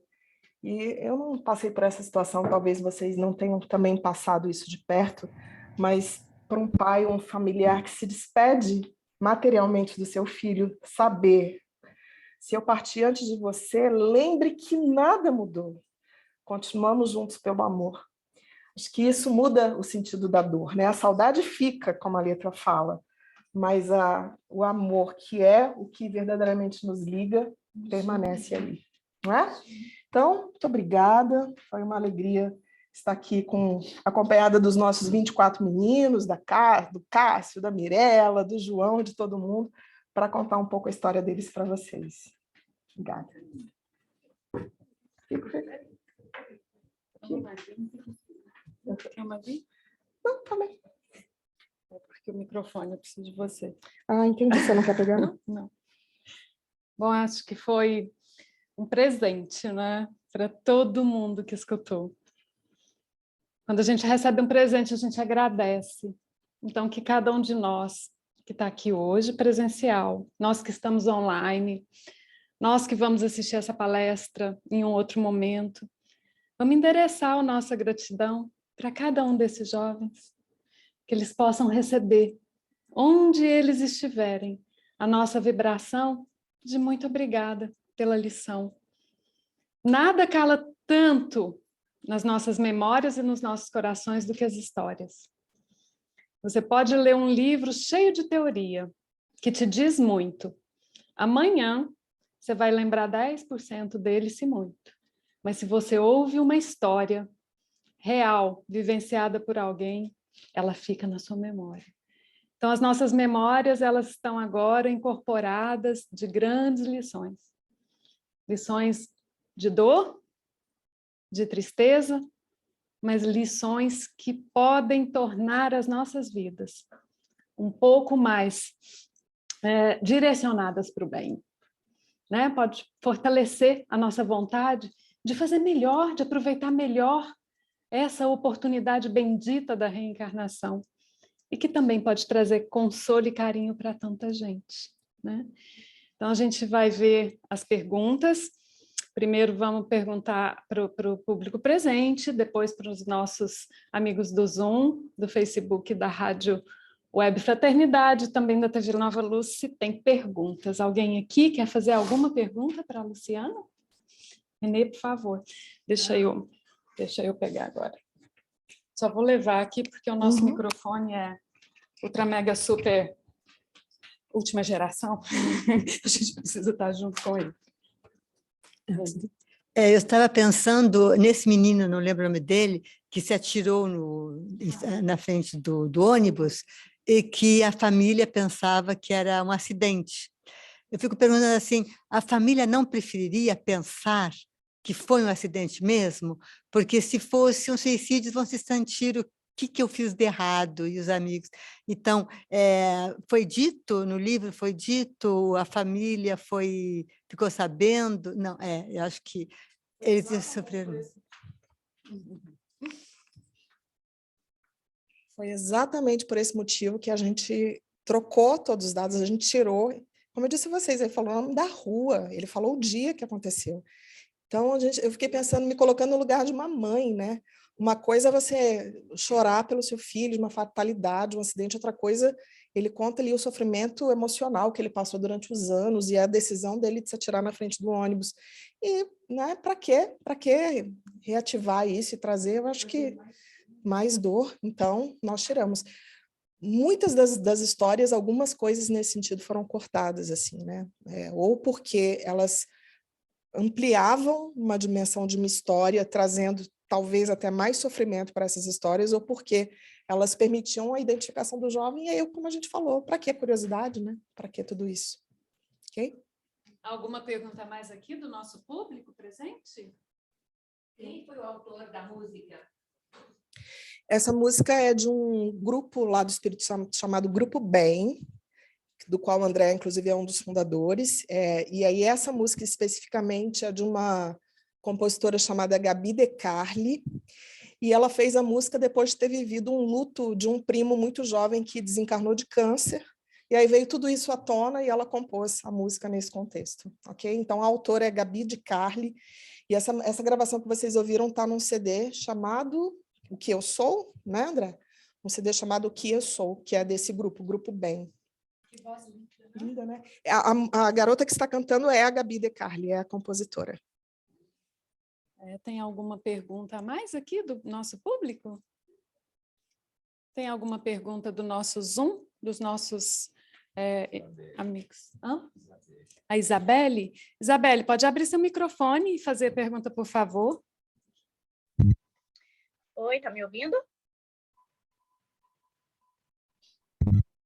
Consegue? Sim, estamos ouvindo. Eu queria muito estar aí hoje, mas eu estou começando a achar que foi um truque da espiritualidade, porque eu cheguei do trabalho, senti uma dor de estômago que eu falei, meu Deus, eu vou ter que ficar em casa. E eu acho que foi bom não ter ido, porque eu chorei tanto que eu quase não consegui fazer a pergunta. Então, ainda bem que eu não fui mesmo, porque eu acho que alguém ia ter que me socorrer. Então, acho que foi um truque mesmo da espiritualidade. Anyway, eu tenho algumas dúvidas. Primeiro, o livro ainda não está pronto, então se eu quisesse comprar e agora alguém comprar para mim, não tem como, correto? Não tem como, mas agora no começo de 2022 tem a versão, né, que vai ser lançada, e inclusive uma cláusula que a gente colocou com a editora foi lançar o e-book junto com a versão impressa. Então a gente que está longe aqui vai poder ter acesso pelo e-book. Outra dúvida, no caso, nós somos colegas de profissão, eu estudei psicologia também, e eu queria saber, assim, como que você lida como que você separa o espiritismo, esse tema especificamente, do espiritismo e da psicologia, porque eu não consigo olhar um paciente, eu não compartilho com ele, claro, mas como que você difere isso na sua cabeça para fazer um tratamento, de olhar para um paciente tendencioso ao suicídio, por exemplo, sem a visão espírita? Como que você coloca só a psicologia em pauta? Como que você, quando você está no meio espírita, aí sim você esbanja o espiritismo? Como que você faz essa diferença? Porque eu tenho esse conflito pessoal e profissional, e como espírita, eu sou psicóloga e espírita, e eu fico assim, meu Deus, estou vendo ali o lado espírita, mas eu não posso compartilhar, eu estou psicóloga nesse momento. Como que você faz isso na sua cabeça para fazer um tratamento adequado dentro da psicologia? Graças a Deus, eu fiz meu doutorado na psicologia, mas eu não sou terapeuta.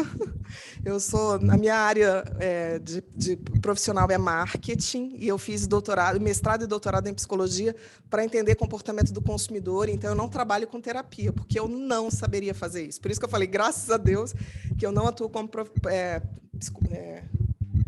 desculpa. Gente, que sonsa, né? Desculpa, Isabela, né? Então, porque eu não saberia, até porque uma das minhas crenças mais significativas é que não dá para a gente separar. Nós não somos caixinhas em que emoção é uma coisa, que espiritualidade é outra. Nós somos seres únicos, assim, né? Na nossa complexidade, mas não tem como separar. Então, eu sou empática com você, porque eu acho que deve ser muito difícil mesmo.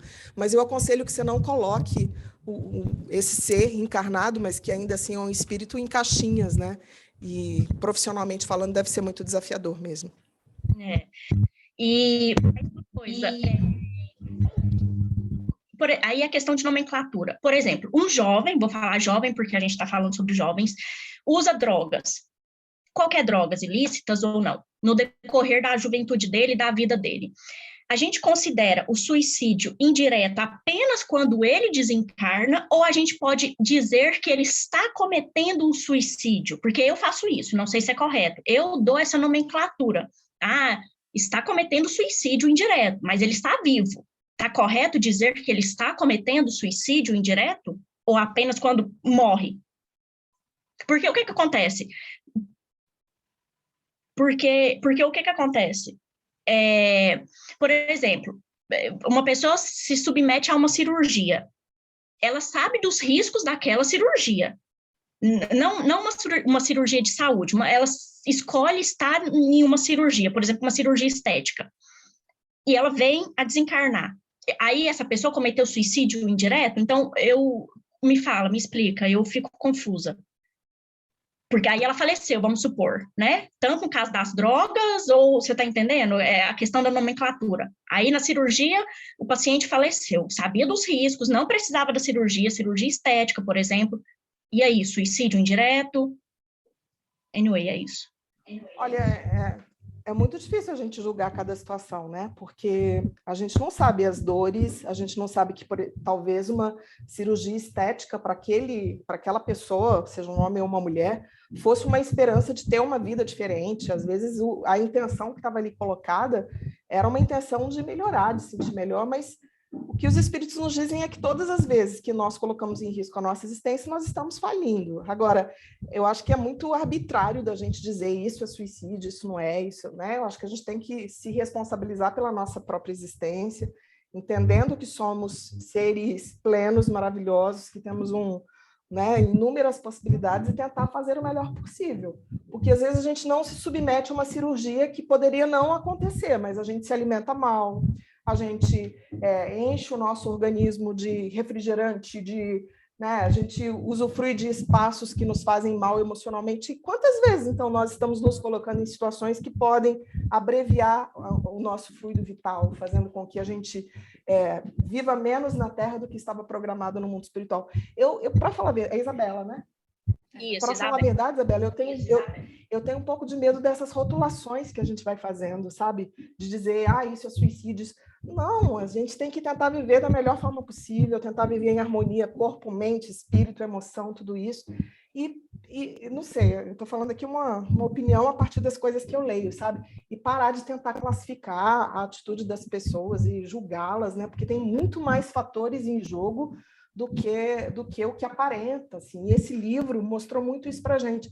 Às vezes você vê o relato do jovem, você fala assim, nossa, que jovem mais desvirtuado, gente. Ai, por que ele fez isso? Esse menino não tinha cabeça, não. Mas aí você vê o relato dele de quando ele chega no mundo espiritual, não teve julgamento.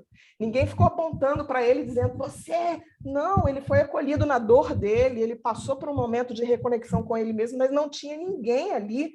Eu estou falando, obviamente, dos espíritos superiores, né? Porque os nossos obsessores fazem isso o tempo inteiro. Mas nenhum amigo estava ali para dizer, você isso, você aquilo. Estavam ali para acolher.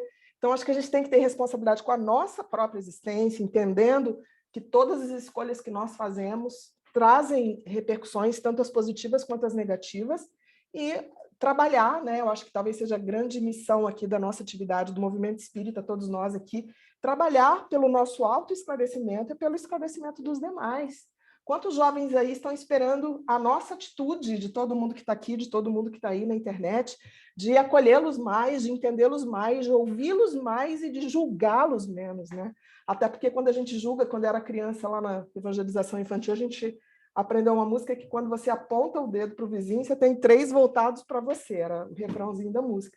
Então, classificar a atitude dos outros é fácil. Rotular é fácil. Agora, entender todos os meandros e tudo que levou aquela pessoa a fazer aquilo ali, a gente perde um pouco a humanidade, assim, né? Enfim.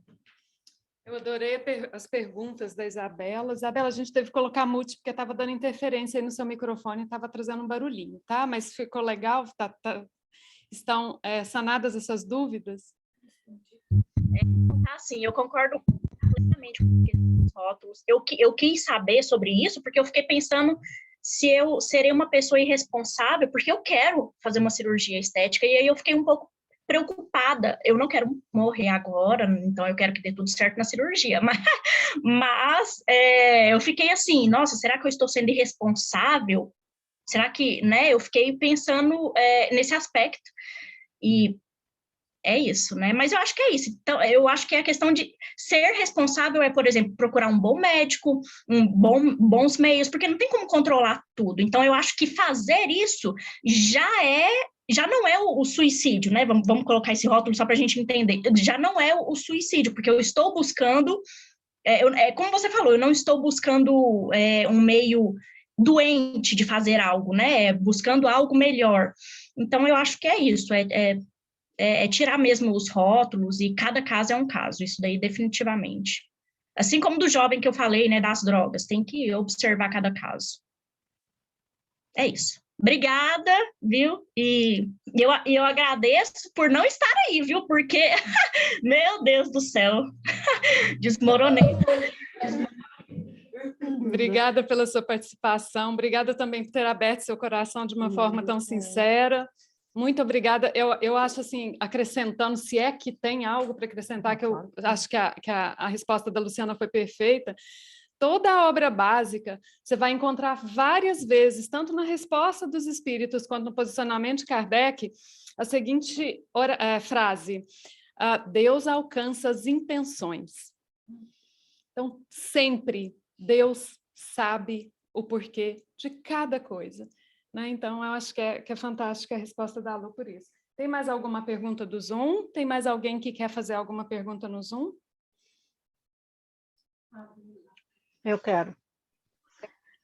Ok. Boa tarde, Lu. Obrigado pela sua explanação. Eu gostaria que você deixasse uma mensagem para os jovens que ainda não encontraram Jesus e que estão por aí. Às vezes nem tem o intuito de cometer um ato desse, né? Um ato de suicídio, mas que mensagem você deixaria para esses jovens hoje? Obrigada. Ângela? É. Ângela, quanto mais eu leio essas histórias, mais eu vejo que elas são contadas numa linguagem jovem, só para alcançar um público que muitas vezes não foi alcançado com uma literatura que é mais voltada para o público adulto, né? Tem muito mais livros espíritas voltados para os adultos do que para os jovens. Mas eu não consigo discernir esse conteúdo de um conteúdo que também seria para os adultos. Sabe, eu não vejo, óbvio que tem alguns contextos que são muito contextos que a juventude passa, mas os desafios são os mesmos, os jovens não são, eles não são mais culpados, ou eles são mais, eu de verdade cada vez acredito mais nisso, a gente vai vendo jovens que vão passando pelas situações difíceis como adultos passam por situações difíceis. E por que eu estou dizendo isso? Porque eu quero aproveitar a excelente pergunta que você fez para dizer que essa mensagem é uma mensagem para todos nós. Hoje nós estamos aqui no Fraternity, eu acho que são pouquinhos jovens, bem jovenzinhos, e eu classifiquei ali até 21 anos, né? Acho que tem poucas pessoas aqui com menos de 21 anos, mas essa é uma mensagem de vida para todos nós, de aproveitar a oportunidade. Sabe, quando a gente acredita em reencarnação, para mim, na verdade, esse é o princípio da doutrina espírita mais transformador, para além de Deus e tudo mais, mas porque a gente entende que ninguém está aqui nessa existência à toa. Todos nós ficamos implorando no mundo espiritual, pedindo um monte de validação dos espíritos protetores para estarmos encarnados aqui. Só que chega aqui, a gente se distrai, a gente se deslumbra com riqueza, com poder, com beleza física, com um monte de coisa, e a gente fica como se alheio ao nosso propósito. Agora pensem, gente, cada um de nós nasceu para fazer algo maravilhoso. Às vezes não no sentido coletivo, né, como era o caso da Mirella, mas no seu sentido pessoal. A gente está aqui para ter a melhor existência de todas as nossas existências. A gente está aqui para se reconectar com a gente está aqui para fazer alguma coisa especial, e a gente fica perdendo tempo se distraindo com esse monte de atalhos ou de distrações mesmo, né? Então, acho que a grande mensagem que fica para o jovem e fica para todos nós é: valorize a tua vida agora, faça valer a tua promessa antes de nascer, faça com que aquilo tudo que você disse que ia fazer aconteça, porque aí, sabe, vai ter sentido. Gente, pensa que loucura que é a gente ficar lá no mundo espiritual, e os espíritos falam que a fila da reencarnação é demorada, né? Tem muito mais espírito querendo reencarnar do que efetivamente as oportunidades que vão surgindo, e aí a gente fica lá, às vezes, anos, fazendo curso preparatório, né? Estudando algumas coisas, entendendo como é que vai ser aquele lugar que você vai nascer, aquela família que você vai ter. A gente fica lá se preparando tanto, a reencarna, e aí o seu propósito de vida é ter carro do ano, seu propósito de vida é ter muito dinheiro na conta bancária, seu propósito de vida é ter o corpo mais bonito que você puder ter. Isso é a grande distração, eu acho, né? Então, a mensagem que eu acho que esse livro traz para todos nós é: valorize a tua vida, nesse sentido da vida que você está aqui agora, faça valer os teus objetivos reencarnatórios, faça que a sua vida tenha um propósito. Quando a nossa vida perde o propósito, seguramente a gente vai ter deixado de aproveitar tantas oportunidades que todos os dias surgem, né?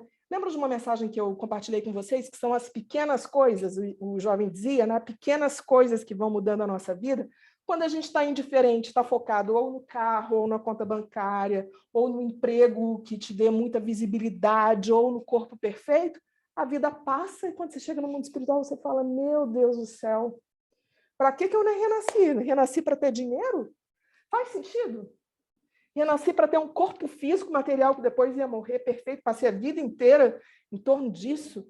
Renasci para ser popular, né? Então, a gente acaba, muitas vezes, perdendo uma oportunidade. E é só uma oportunidade também, né? O André costuma dizer assim, é uma vida. Claro que a gente tem que fazer o melhor possível dessa vida, mas é uma oportunidade de tantas outras que a gente provavelmente já teve, já perdeu e que a gente continua andando e seguindo adiante. Vou fazer a minha enquanto a gente vê se tem mais alguma. Qual seria a atitude verdadeiramente caridosa frente a uma família que enfrenta o luto devido a uma morte prematura? Muita gente traz palavras vazias que mais entristecem do que consolam.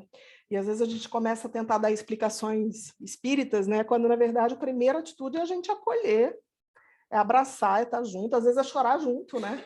Eu já vi, assim, relatos de pessoas que conviveram com o Chico, de mães, às vezes, que procuravam o Chico, e o Chico tem vários livros publicados a partir de cartas de filhos para as mães e tal, né? O que o Chico fazia? Quando a mãe chegava, Chico, meu filho morreu, não sei o quê, o Chico começava a fazer preleção para a mãe, o Chico abraçava, o Chico chorava junto, o Chico chorava junto. Ai, minha filha, vem cá, e ele chorava junto. Por que às vezes a gente, ao invés de simplesmente acolher a dor do outro, né, ser empático com a dor do outro, a gente quer começar a doutrinar o outro, né? Nesse momento, muitas vezes, é um momento de sentir junto, de abraçar, de apoiar. E depois, com o tempo, obviamente, a gente não pode furtar esse presente maravilhoso que a gente tem, que fala da vida após a morte, que conta tudo isso, né? E oferecer todos os recursos para que essa família possa se reequilibrar. Mas, antes disso, é acolher, abraçar. Outra da internet. Se o espírito é milenar e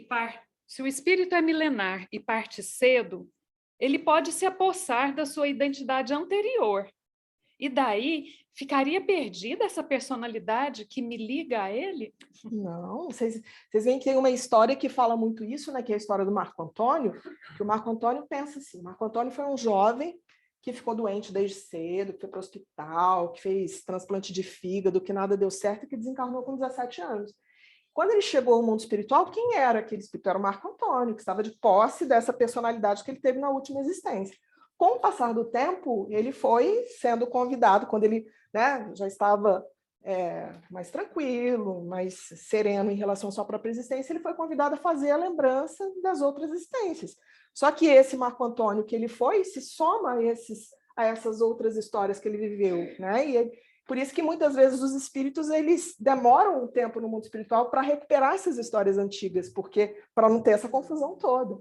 Então, cada personalidade vai emergindo, e tem vários romances espíritas que contam isso, às vezes depois de 20 anos no mundo espiritual, que aquele espírito tem condição de fazer a rememoração das suas existências anteriores, porque ali ele consegue juntar os pontos, né?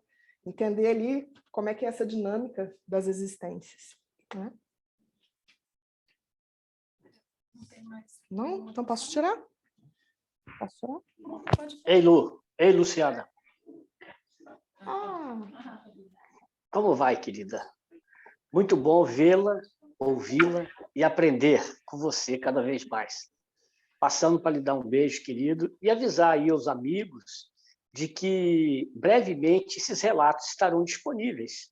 Recebi essa semana que passou informações da editora, a capa já deve estar pronta essa semana e o livro certamente será lançado no início de 2022. Não temos a data ainda, mas está sendo feito um grande trabalho de pré-reserva, de lives que serão feitas em torno dos temas, com você e com tantos outros autores. Um beijo grande, prazer em vê-la, um abraço a todos daí.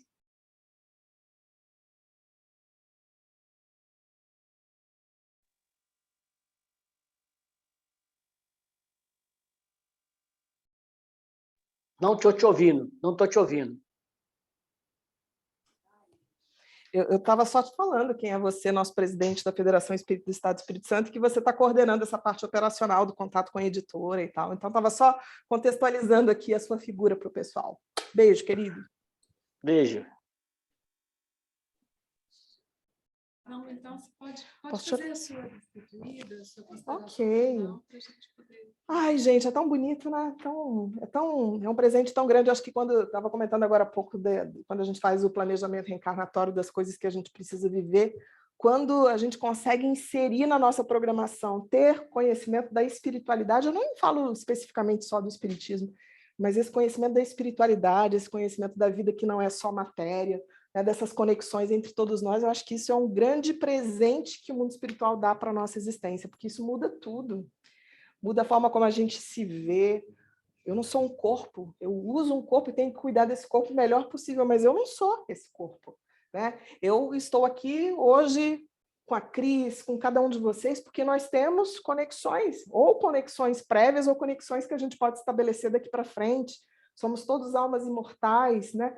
Estamos aqui rodeados de espíritos. Tenho certeza que essa meninada toda que eu citei está aqui hoje com a gente, tantos outros espíritos acompanhando cada um de nós. Então, isso muda radicalmente a nossa visão de mundo e o nosso jeito de ser e estar no mundo, e que a gente possa aproveitar isso e, de fato, fazer dessa nossa existência uma existência transformadora para a nossa história espiritual. Então, obrigada, boa noite para todos vocês, e foi uma alegria estar aqui. Viu? Bom, então a gente está caminhando então para o nosso encerramento. Aqui presencialmente nós vamos ter o nosso passe ainda coletivo, né? Como a Beth já colocou nas vezes anteriores, aqui no Reino Unido nós vamos precisar, né, de ter o seguro para a gente poder aplicar o passe, e esse seguro está ainda em processo de renovação. Pode falar. Está havendo mudanças nesse processo. Está havendo mudanças nesse processo, tá? A Ângela, esse final de semana, que é a nossa tesoureira, passou estudando esses formulários. Vai haver mudança, de repente não vai precisar pagar, de repente. Então, são mudanças que vêm acontecendo, por isso que ainda está travado aí. A Elza Rossi, presidente da nossa federativa, está aqui. Então, é o trabalho que vai ser feito por esses dias de reavaliação, de rever tudo isso. Vai vir, eu acho que pequenas mudanças com relação a isso. Então tá perfeito. Então, a gente vai encaminhar então para o nosso final, para o nosso encerramento. Eu estava pensando na Elza para fazer a nossa oração final. E o André vai fazer então uma harmonização, uma música, e depois da música do André, ele segue harmonizando, e o nosso momento do passe, enquanto a Elza faz a prece de encerramento para nós. Pode vir.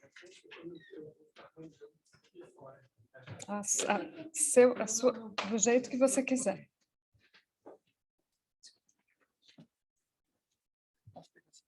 Pode, por favor, fique à vontade. E aí, depois da música, a Elza faz a nossa prece final. Onde? Posso ficar lá? Onde você quiser. Você deve lá tá aqui. Ah, tá. Mas eu vou ficar aqui por enquanto, né? Depois eu vou levar, depois que ele tocar. Música Reencarnação. Só um minutinho, André.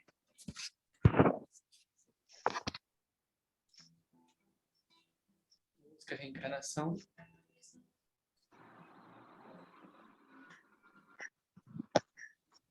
Já parou para refletir o que você faz aqui? De onde veio, para onde vai?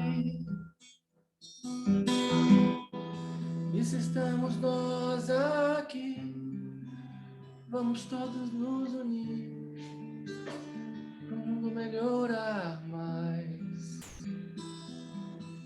Muitos mundos, muitas vidas, muitas voltas, muitas idas. é o caminho que se faz. E se nessa não deu certo, você pode estar certo. Deus te deu uma chance a mais. Reencarnação, questão de justiça. Se você errou aqui, volta pra reconstruir tudo que ficou pra trás. Encarnação, questão de justiça. Se você errou aqui, volta pra reconstruir tudo que ficou pra trás. Reencarnação, questão de justiça. Se você errou aqui, volta pra reconstruir tudo que ficou pra trás. Será que a gente consegue cantar o refrão? Reencarnação, questão de justiça. Se você errou aqui, volta pra reconstruir tudo que ficou pra trás. Última vez. Reencarnação, questão de justiça. Se você errou aqui, volta pra reconstruir tudo que ficou pra trás.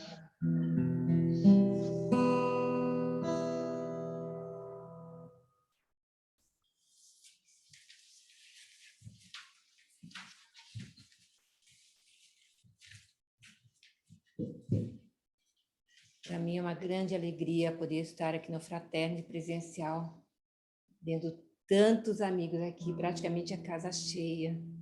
E o meu coração se enche de luz, porque a gente precisa desse calor humano. A gente precisa do toque, de olhar nos olhos. Hoje, naquela cerimônia no CETAP, né, dos que partiram pela guerra, familiares, crianças, netos, pracinhas, mais de 2, 3 mil pessoas unidas, se abraçando, me deu assim, uma vontade imensa de estar aqui. Falei, não, hoje eu vou estar no Fraternity, vou abraçar amigos. Eu agradeço a todos vocês essa oportunidade. O abraço é uma prece. Olhar nos olhos com amor é uma prece. Olhar carinhoso, afetuoso ao amigo, ao irmão, é uma prece. É o nosso coração que fala, através dos nossos olhos, dos nossos gestos, mesmo que o silêncio esteja na boca, mas o coração está falando. Eu, nessa alegria, podendo agora orar com vocês, a prece da gratidão por este momento de luz, por todo o eslucidamento que a Luciana trouxe para nós, lembrando que se não é um familiar que partiu pelo suicídio ou por um gesto brusco, sempre tem um amigo, sempre tem alguém que sabe de alguém, e que os nossos corações possam se elevar em amor, dedicando o dia de hoje a todos aqueles que partiram honrosamente pela pátria, Reino Unido, mas também aqueles que partiram pelas diferentes formas, abruptas, muitas vezes importando a própria reencarnação. Assim, em nome de Jesus, a nossa gratidão pela vida, vivenciando momentos maravilhosos, mesmo dentro da dor. Não precisa ter sofrimento, quando temos o entendimento abençoado de que a vida continua, de que tudo que nos acontece tem uma razão de ser e que não somos vítimas, mas nós temos o coração aprendendo no dia a dia a amar. Nós temos a nossa razão no dia a dia para compreender, entender o esclarecimento que somente a doutrina espírita, na sua abrangência, traz para todos nós, acolhendo pessoas de todas as religiões nos seus sofrimentos, que vêm buscar o lenitivo, a compreensão pelo ente que partiu, pelo ente que nasce terra idade, já com câncer desenvolvido no rim. Como pode isso, senão a justiça divina, a explicar através da reencarnação? Assim, esse é um convite a todos que desejarem aprender, devagarzinho, sem pressa, com ânimo e coragem, para ler um livro, para compreender através de um vídeo, de um filme, o poder da fé, da esperança, da caridade, da reencarnação. Assim, Senhor, pedindo ao nosso benfeitor do nosso lar, dessa casa, que nos acolhe com muito carinho, ao benfeitor que administra o movimento espírita do Reino Unido e que declaradamente, devagarzinho, vem colocando-se como Arthur Conan Doyle, nos dando a força necessária para que os embates sejam apenas reforço para transpormos os obstáculos e atingirmos mais. Saímos da nossa zona de conforto, abraçando os irmãos romilés das ruas, ali pertinho de Charing Cross, fazendo do nosso coração os braços estendidos dos benfeitores, doando o pouco que temos, mas temos muito mais através do sorriso, do olhar carinhoso, de ouvir um pouquinho das suas vidas. São contos e mais contos que enriquecem o nosso viver. Assim, a nossa gratidão, Senhor, por podermos olhar a todos com igualdade, com compreensão de que a vida é maravilhosa. Vamos enaltecer a vida até o último suspiro do corpo físico, porque é somente um transporte, de um minuto para o outro, nos encontraremos do outro lado, felizes pela missão cumprida, pelo dever cumprido, por darmos o nosso testemunho da fé, ajudando-nos uns aos outros. Assim, o nosso Fraternity, o nome já diz, fraternidade, que acolhe, que abraça, que abençoa e que caminha junto, mais 2 meus passos, se assim for necessário, como ensinou Jesus. Então, em nome dos nossos amados anjos guardiões de cada família, de cada um de nós, de cada casa espírita do Reino Unido, de cada irmão ou irmã que nos ouve para essa live, nessa sala virtual que abrange o mundo, sejam todos abençoados. Que a sua água ao lado do seu copo, na sua cozinha, onde você estiver, receba o medicamento espiritual necessário àquele que precisa. Receba os fluidos benéficos da coragem, da continuidade dos dias, com perseverança, aquele que nos ouve. Assim, Senhor, abençoa-nos uma vez mais. Gratidão, divino amigo. Guarda-nos nessa semana até nosso próximo encontro. Gratidão àqueles que compartilham este vídeo de compreensão, para que mais familiares possam compreender Juventude Interrompida. Seja conosco, divino amigo, um tanto mais. Guarda-nos, Jesus. Despede-nos na sua paz. Que assim seja, mestre muito amado. Gratidão.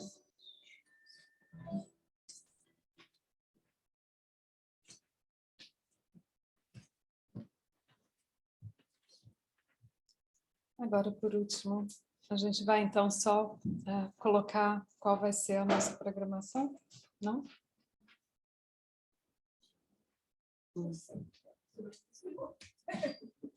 Semana que vem nós temos a nossa querida Elza conosco, palestrando. Qual que vai ser o tema, Elza? Desprendimento dos bens terrenos, eu acho. Desprendimento dos bens terrenos, possivelmente.